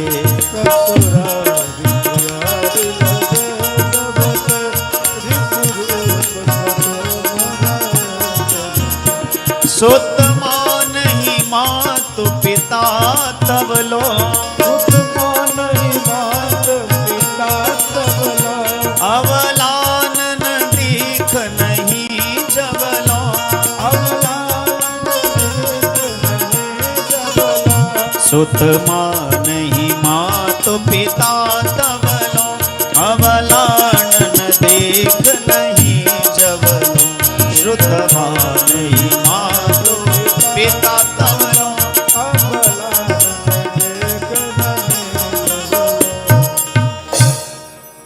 भैया हमारी बात यदि आपको बुरी लगे तो हम पर केस मुकदमा न करिएगा, तुलसीदास जी पर करिए।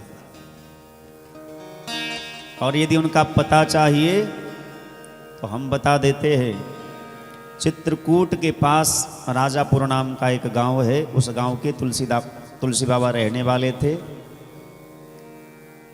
उनके पिता का नाम स्वर्गीय आत्माराम दुबे है, ब्राह्मण जाति से थे। आपको मुकदमा करना हो तो उन पर करिएगा, क्योंकि उन्होंने ये बात कही है मानस में, हमने नहीं कही।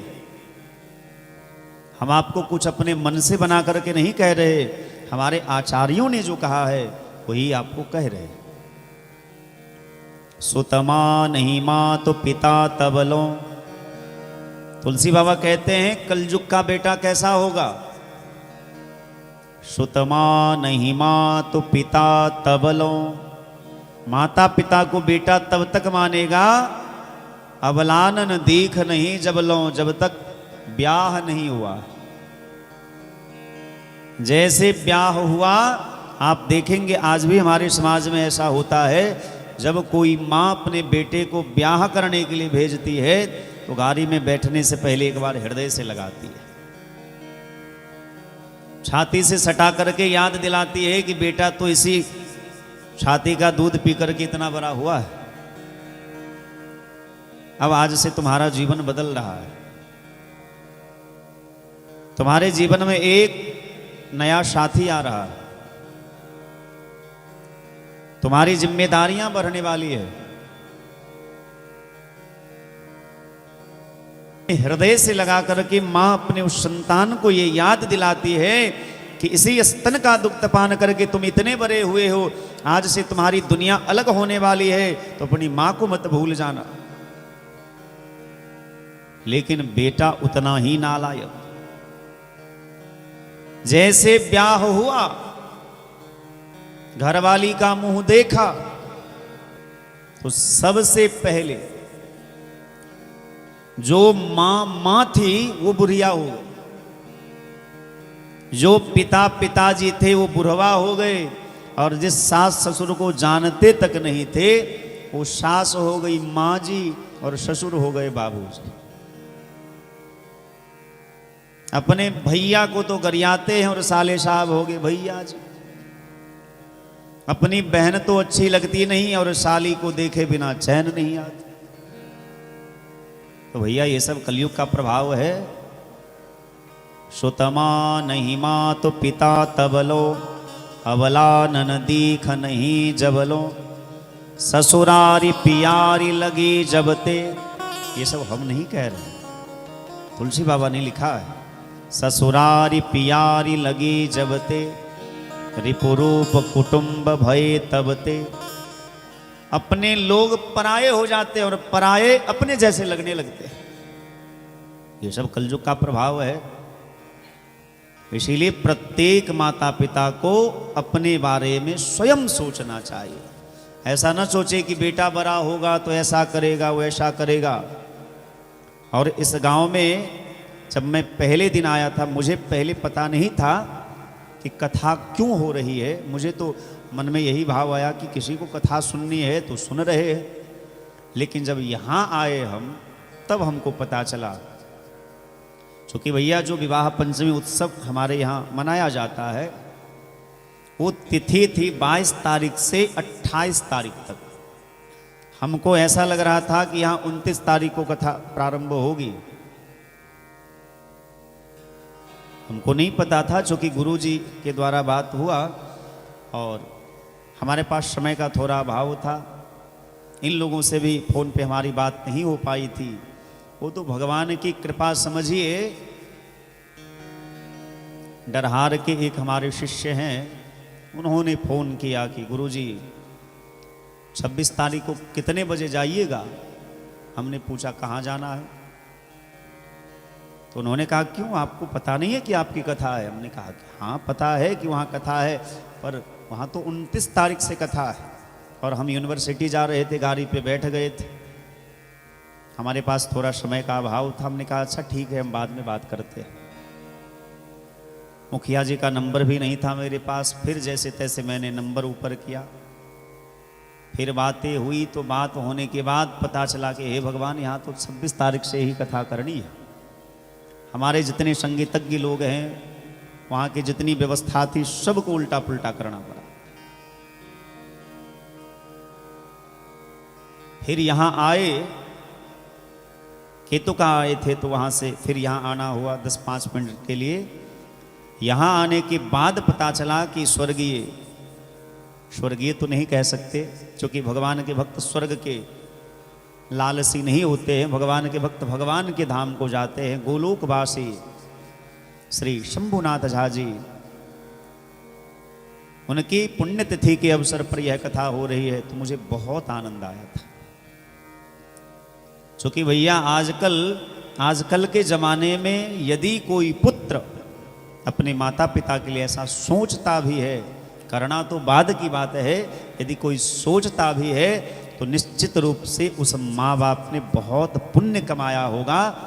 किसी महात्मा की बड़ी सेवा की होगी, उसके कई जन्मों के पुण्य होंगे जो उन्होंने ऐसे पुत्र को जन्म दिया। तो निश्चित रूप से इस परिवार के जितने भी पुत्र हैं, सभी बड़े पुण्यात्मा हैं। और हमको तो बाद में, आपको हम जानते तो थे, लेकिन ये नहीं जानते थे कि आप मुखिया जी।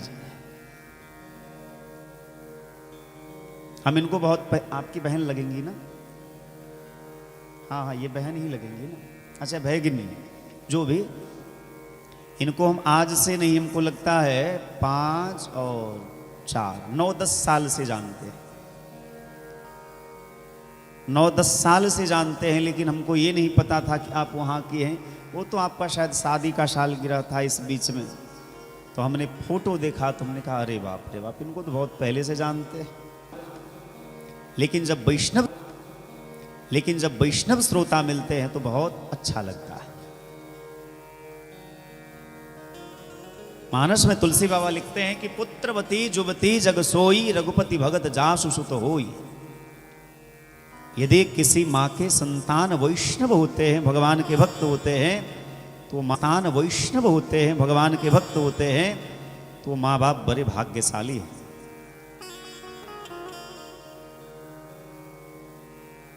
हम निवेदन कर रहे थे कि राम गुण गाया नहीं गायक हुआ तो क्या हुआ, माँ बाप के मन भाया नहीं लायक हुआ तो क्या हुआ। पढ़ सुन के बातें बहुत की अभिमान भीतर भर लिया, खुद की बुराई ना तजी शिक्षक हुआ तो क्या हुआ। तरुणी प्रभुता गे श्याल को बुद्धिदायक कन्या विक्रयिनो लोभात दंपतिनाम चकलकणम। नारद बाबा कहते हैं भैया हम गृहस्थ के यहां जब गए तो वहां भी बड़ी विडंबना। तरुणी प्रभुता गे है, सबसे ज्यादा बोल वाला घर में किसका है, बोले जो सबसे नई नई ब्याह करके आई है, नई नवेली दुल्हन जो है उसका बोल वाला घर में अधिक है। और श्याल को बुद्धिदायक, घर में विचार विमर्श करना होता है, विचार लेना होता है, तो भैया को भूल जाते हैं, साले साहब से विचार लेते। श्याल को बुद्धिदायक, भैया साले साहब यदि पढ़े लिखे हों, शिक्षित हो तो विचार लेने में कोई आपत्ति नहीं है। लेकिन ब्रजवासी लोग कहते हैं कि दीवार बिगाड़े आरो और घर बिगाड़े सारो। एक दीवार में ज्यादा आलमीरा निकालिएगा तो दीवार कमजोर हो जाएगा, और घर में यदि साले साहब ज्यादा आते जाते रहेंगे तो महाभारत होने में ज्यादा टाइम नहीं लगेगा।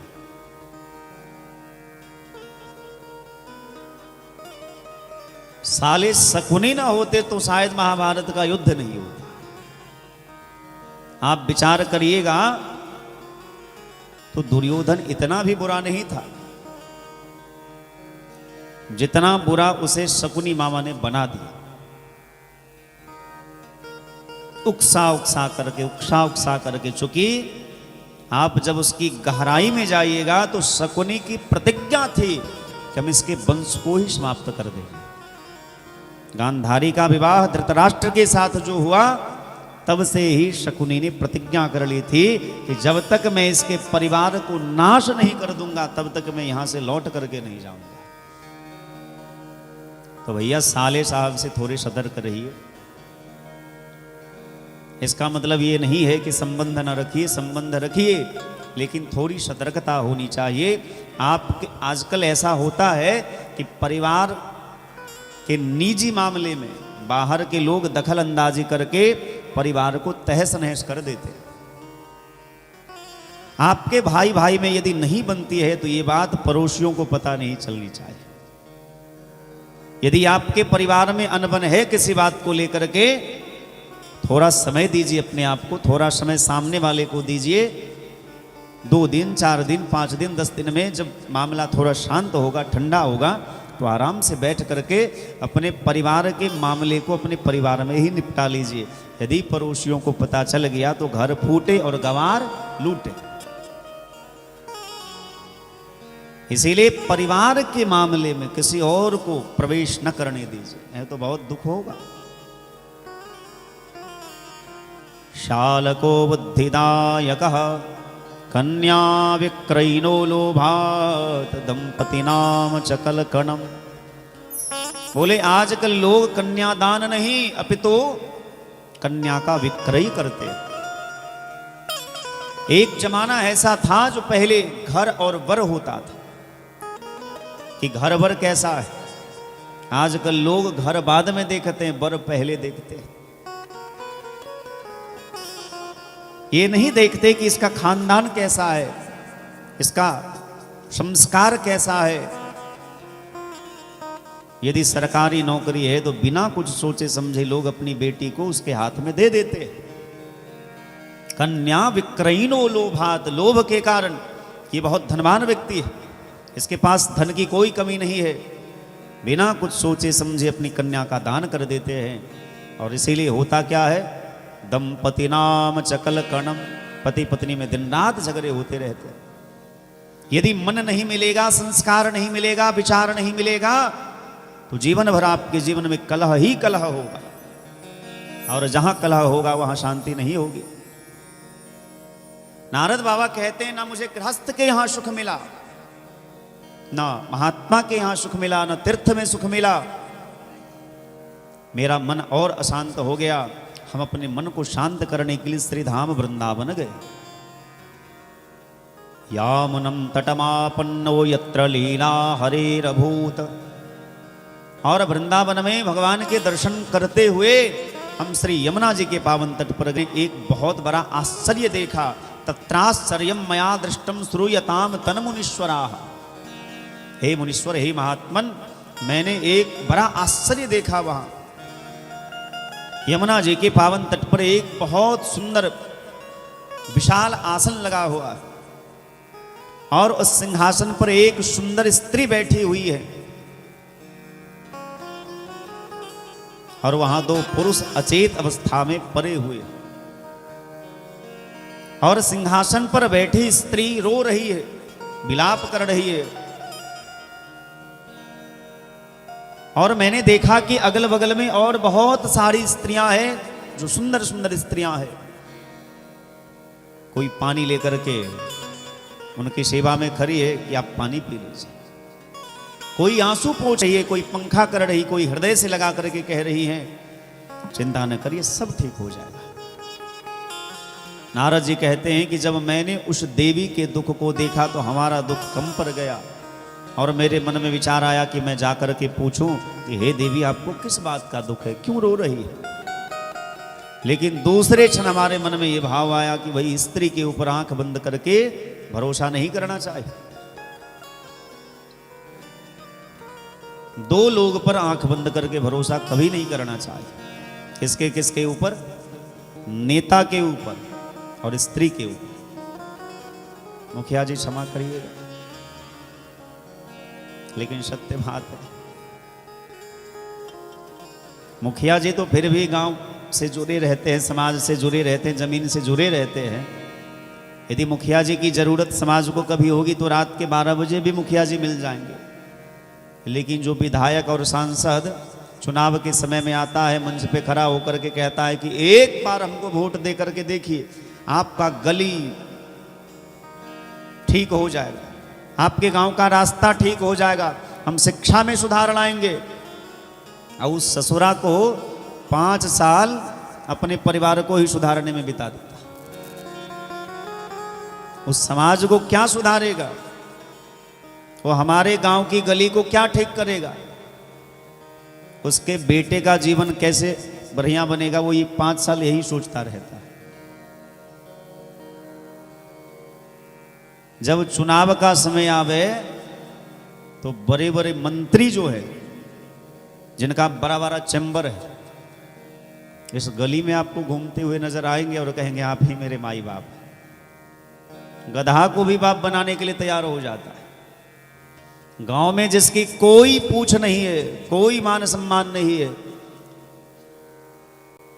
उसके पास भी वो मंत्री जी पहुंचेंगे और आप ही हमारे मालिक है, जनता जनार्दन आप ही हैं, एक बार हमको वोट दीजिए, देखिएगा मैं आपके जीवन न बदल दूं तो कहिएगा। वो बेचारा जीवन क्या बदलेंगे। जब चुनाव जीत गए, फोन करिए, नेताजी हमारे गांव में ऐसी ऐसी समस्या है, तो पहला झंझट नेताजी खुद फोन नहीं उठाएंगे, उनका पीए फोन उठाएगा। नेताजी से मिलकर के कहिए कि वोट मांगने तो आप आए थे, आपका पीए नहीं आया था, आप फोन उठाइए। अरे ऐसे थोड़े होता, अब हम बड़े लोग हो गए, अब हम मंत्री बन गए, और यदि फोन से बात हो भी जाए, अच्छा हाँ हाँ ठीक है हम सुनेंगे, उनके पास समय नहीं है। अब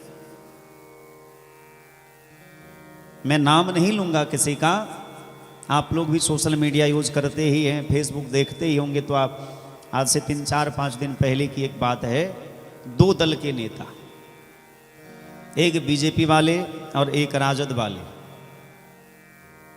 जिनके चाहने वाले आपस में लड़ते झगड़ते रहे चुनाव से पहले कि भाई हम इस पार्टी के हैं, हम इस पार्टी के हैं। वो उसका विरोध करते थे, वो उसका विरोध करते थे। 4 दिन शायद पहले की बात है, दोनों गला मिल करके हंसते हुए फेसबुक पर उन्होंने एक फोटो शेयर की।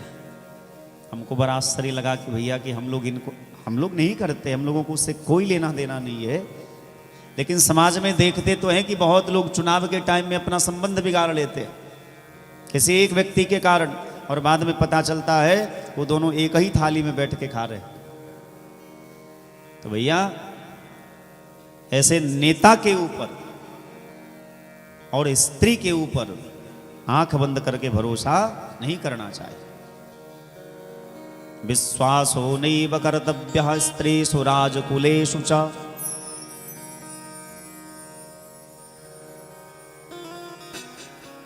नारद बाबा के मन में दया आ गई कि चलो इस देवी से पूछते हैं, लेकिन दूसरे क्षण मन में विचार आया कि नहीं, कहीं कुछ उल्टे सीधे काम में फंसा देंगी तो।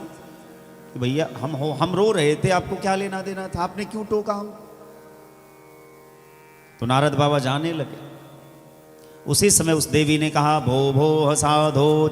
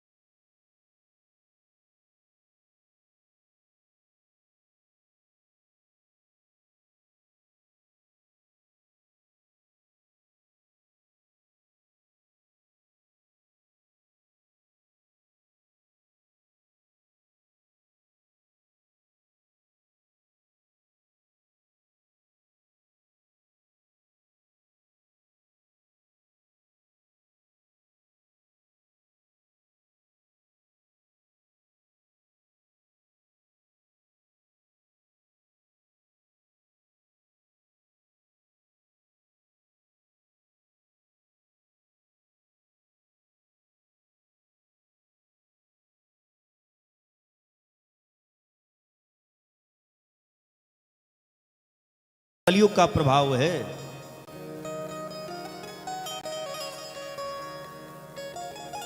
ध्यान लगा करके नारद बाबा ने सब देख लिया और कहते हैं, भक्ति महारानी आप चिंता न करिए, त्वं तो भक्ति प्रिया तस्या शततं प्राणतोऽधिका, त्वया होतस्तु भगवान याति नीच गृहेष्वपि। आप तो भगवान की प्राण वल्लभा है, आपके आह्वान करने मात्र से भगवान नीच के घर में भी चले जाते हैं। त्वं तो भक्ति प्रिया तस्या सततं प्राणतोऽधिका, त्वया हुतस्तु भगवान याति नीच गृहेष्वपि। श्री कृष्ण चरणाम भोजा स्मर दुखम गमिष्यति। भगवान कृष्ण के चरणारविंद का ध्यान करिए, उनका ध्यान करने मात्र से सभी प्रकार के दुखों का नाश हो जाएगा। और ये कह करके नारद बाबा ज्ञान वैराग्य को जगाने लगे।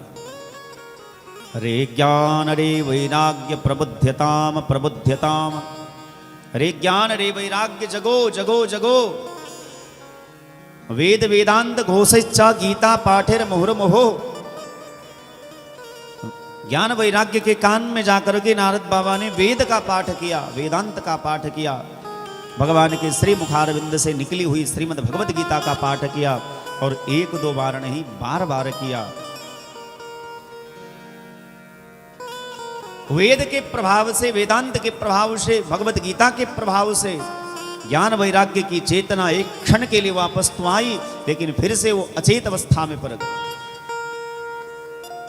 इतना प्रयत्न करने के बाद भी जब ज्ञान वैराग्य नहीं जगे तो नारद बाबा चिंतित हो गए कि अब क्या करें। हमारे पास जो कुछ था वो तो हमने प्रयोग कर लिया, बड़े चिंतातुर हो गए कि हमने भक्ति महारानी को वचन दिया है कि आपका दुख मैं दूर करूंगा, अब किया क्या जाए।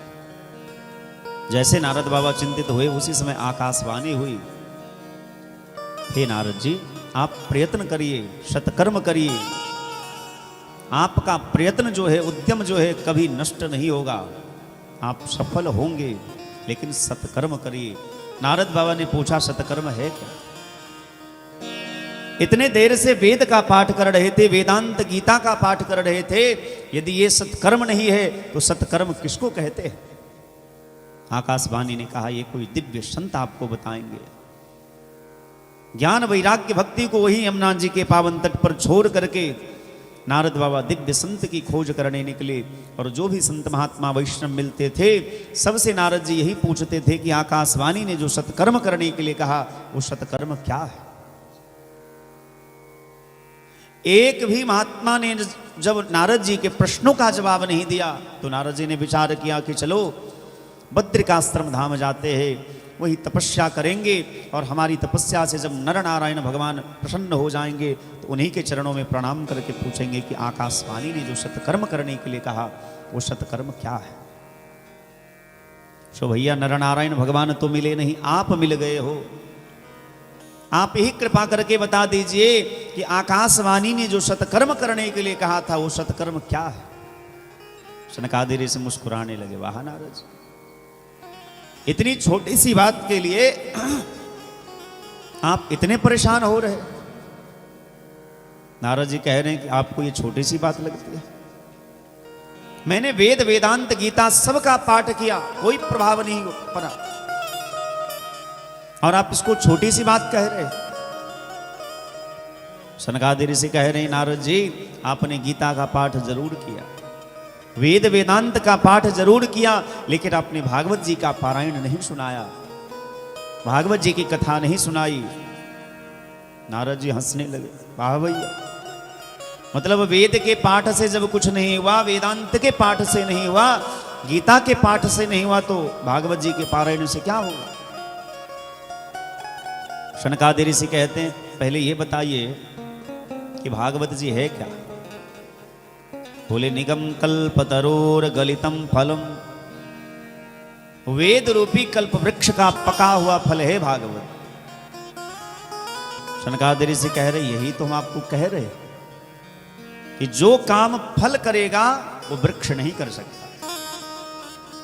अब यही देख लीजिए, केले का पेड़ है,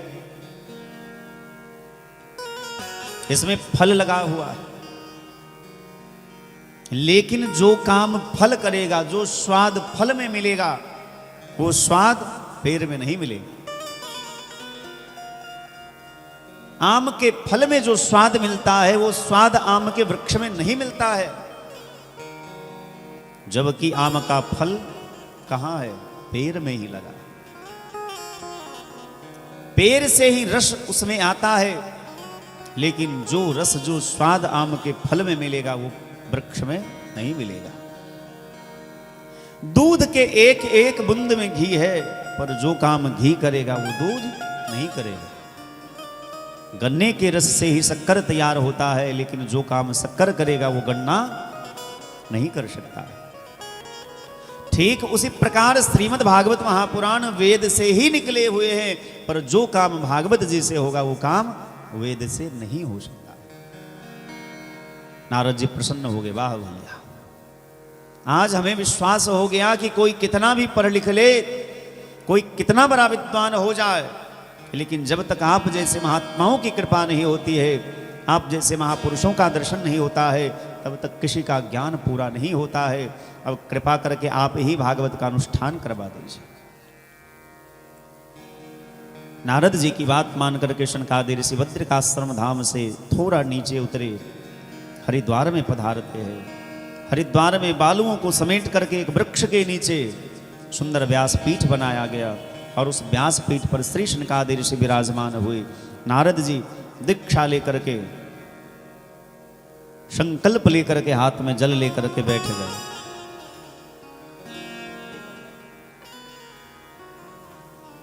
और जैसे देवताओं को पता चला, महात्माओं को पता चला कि हरिद्वार में भागवत जी की कथा हो रही है, नारद बाबा भक्ति ज्ञान वैराग्य के प्रसन्नता के लिए भागवत जी का अनुष्ठान करवा रहे हैं, तो स्वर्ग से सारे देवता धरती पर उतरे, हरिद्वार में आकर के अपने अपने आसन लगा करके विराजमान हो गए।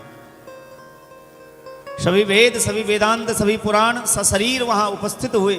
सभी तीर्थ, सभी नदियां, सभी देवी देवता, सभी महात्मा अपने शिष्यों के संग, सदगृहस्थ जो हैं अपने परिवारजनों के संग आ करके सभी भागवत की कथा श्रवण करने के लिए हरिद्वार में विराजमान होते हैं।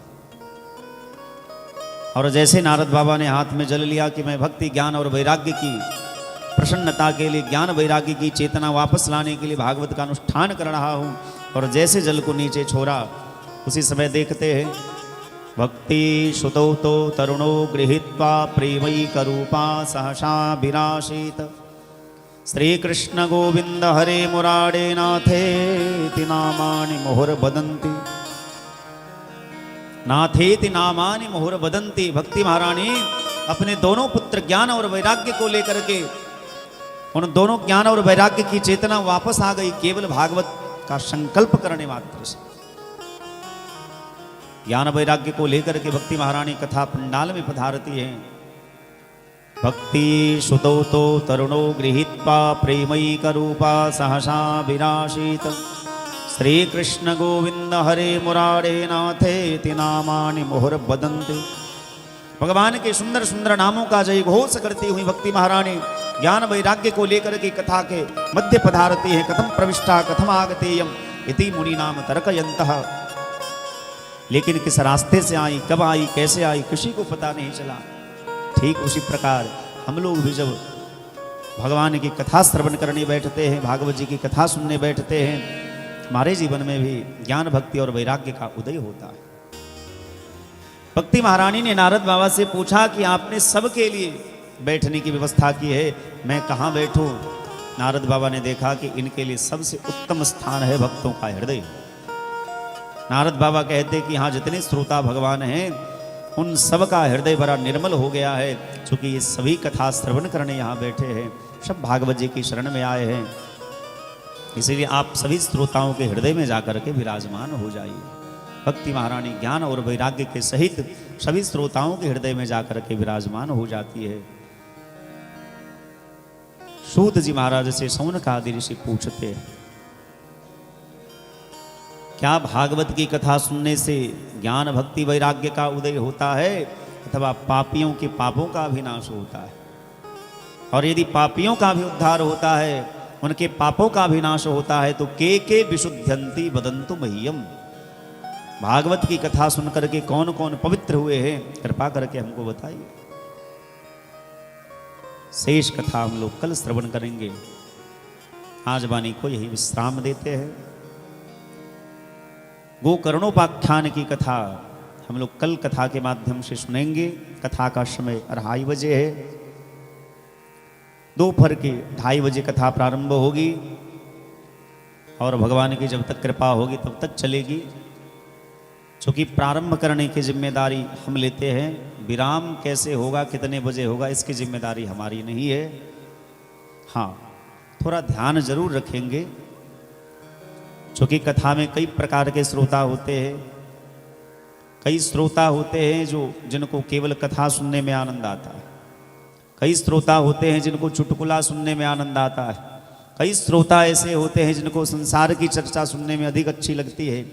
कई श्रोता ऐसे होते हैं जिनको गीत संगीत सुनने में आनंद आता है।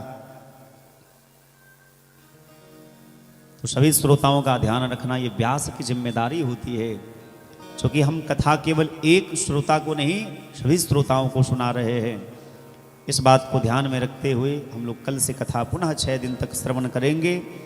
आज वाणी को यहीं विश्राम। आइए 2 बार भगवान नाम कीर्तन गाएं, तत्पश्चात आरती प्रसाद लेकर के जाएंगे और कल पुनः हम लोग सत्समय कथा में उपस्थित होकर के अपने जीवन को कृतार्थ करेंगे।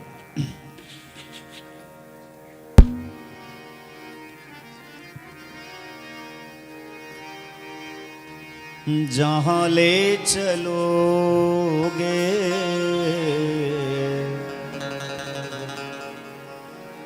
वहीं मैं चलूंगा, जहां ले चलोगे वहीं मैं चलूंगा, जहां ले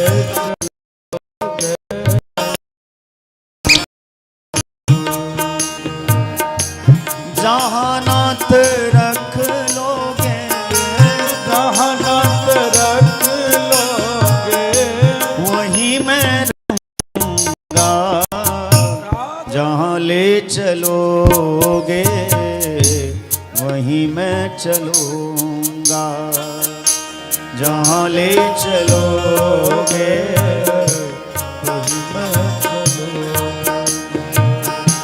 ये जीवन समर्पित चरण में तुम्हारे, तुम ही मेरे सर्वस्व, तुम ही प्राण प्यारे। ये जीवन समर्पित चरण में तुम्हारे, तुम मेरे सर्वस्व, तुम प्राण प्यारे। कहना भी होगा, कहना भी होगा, कहना भी होगा, कहना भी होगा, तो तुमसे कहूँगा, जहाँ ले चलोगे वहीं मैं चलूँगा, जहाँ ले चलोगे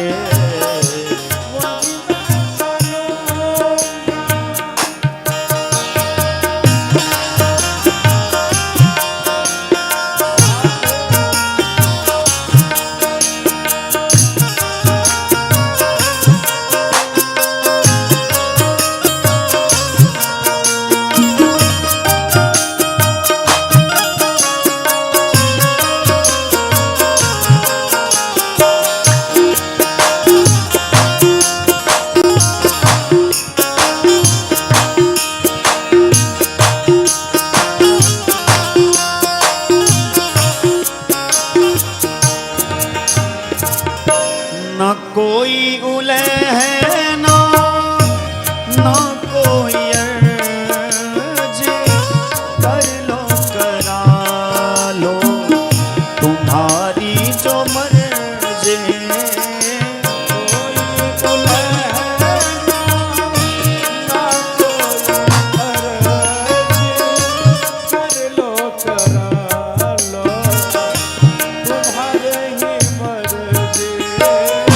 सहाओगे नाथ जो, खुशी से सहूँगा, जहाँ ले चलोगे वहीं मैं चलूँगा, जहाँ ले चलोगे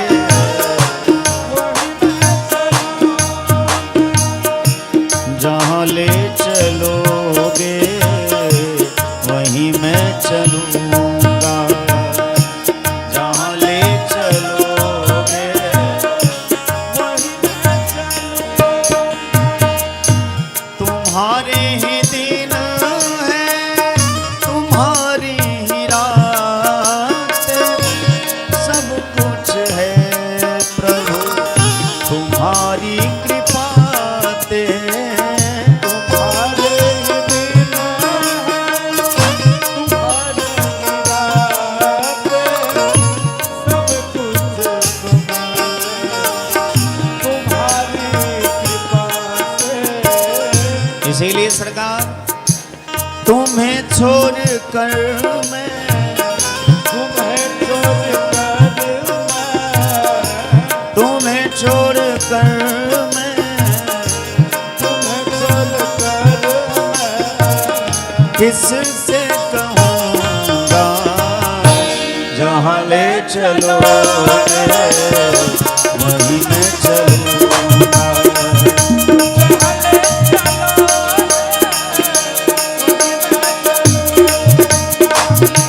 जहाँ ले चलोगे वहीं मैं चलूँगा, जहाँ ले चलोगे।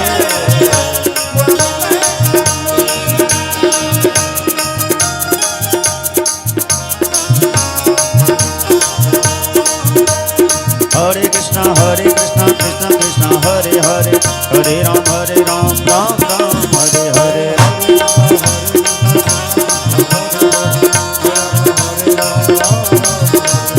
हरे कृष्णा कृष्णा कृष्णा हरे हरे, हरे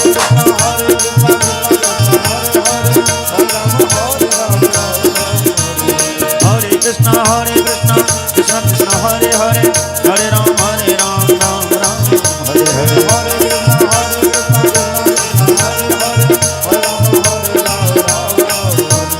हरे कृष्णा कृष्णा कृष्णा हरे हरे, हरे राम राम राम हरे हरे।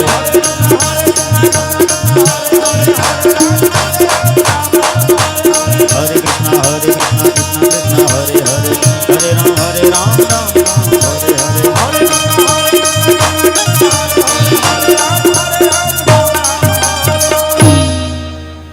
बोलिए भागवत भगवान की जय।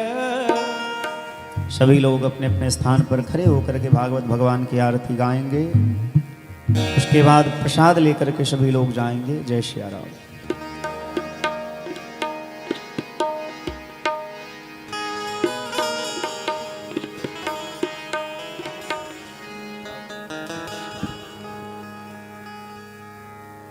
बाके बिहारी तेरी आरती गाऊं, बाके बिहारी तेरी आरती गाऊं, आरती गाऊं करे, आरती गाऊं, आरती गाऊं प्यारे तुमको मनाऊं। बाके बिहारी तेरी आरती गाऊं,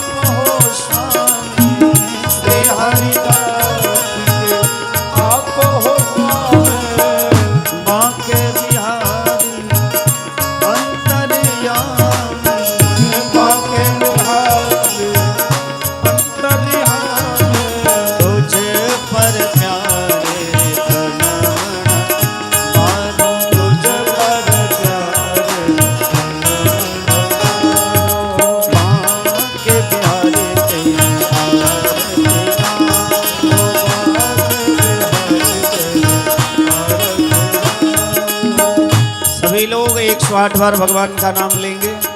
सीताराम एक, सीताराम दो, सीताराम तीन, सीताराम चार, सीताराम पाँच, सीताराम छः, सीताराम सात, सीताराम आठ, सीताराम नौ, सीताराम दस,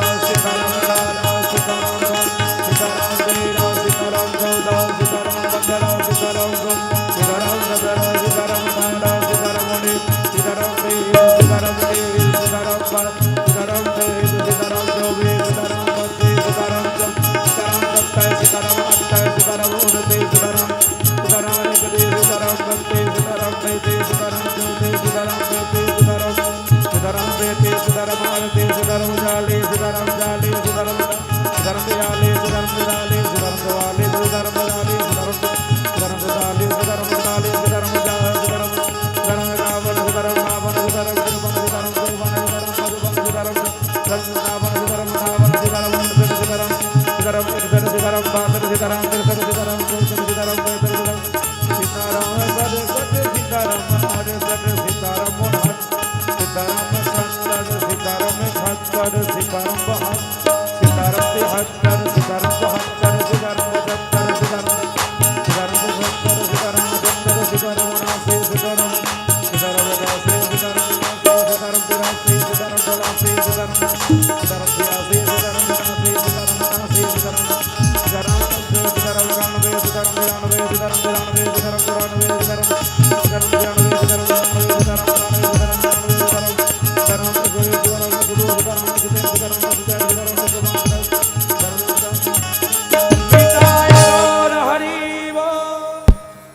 प्रेम भागवत महापुराण के जय। श्री सीताराम।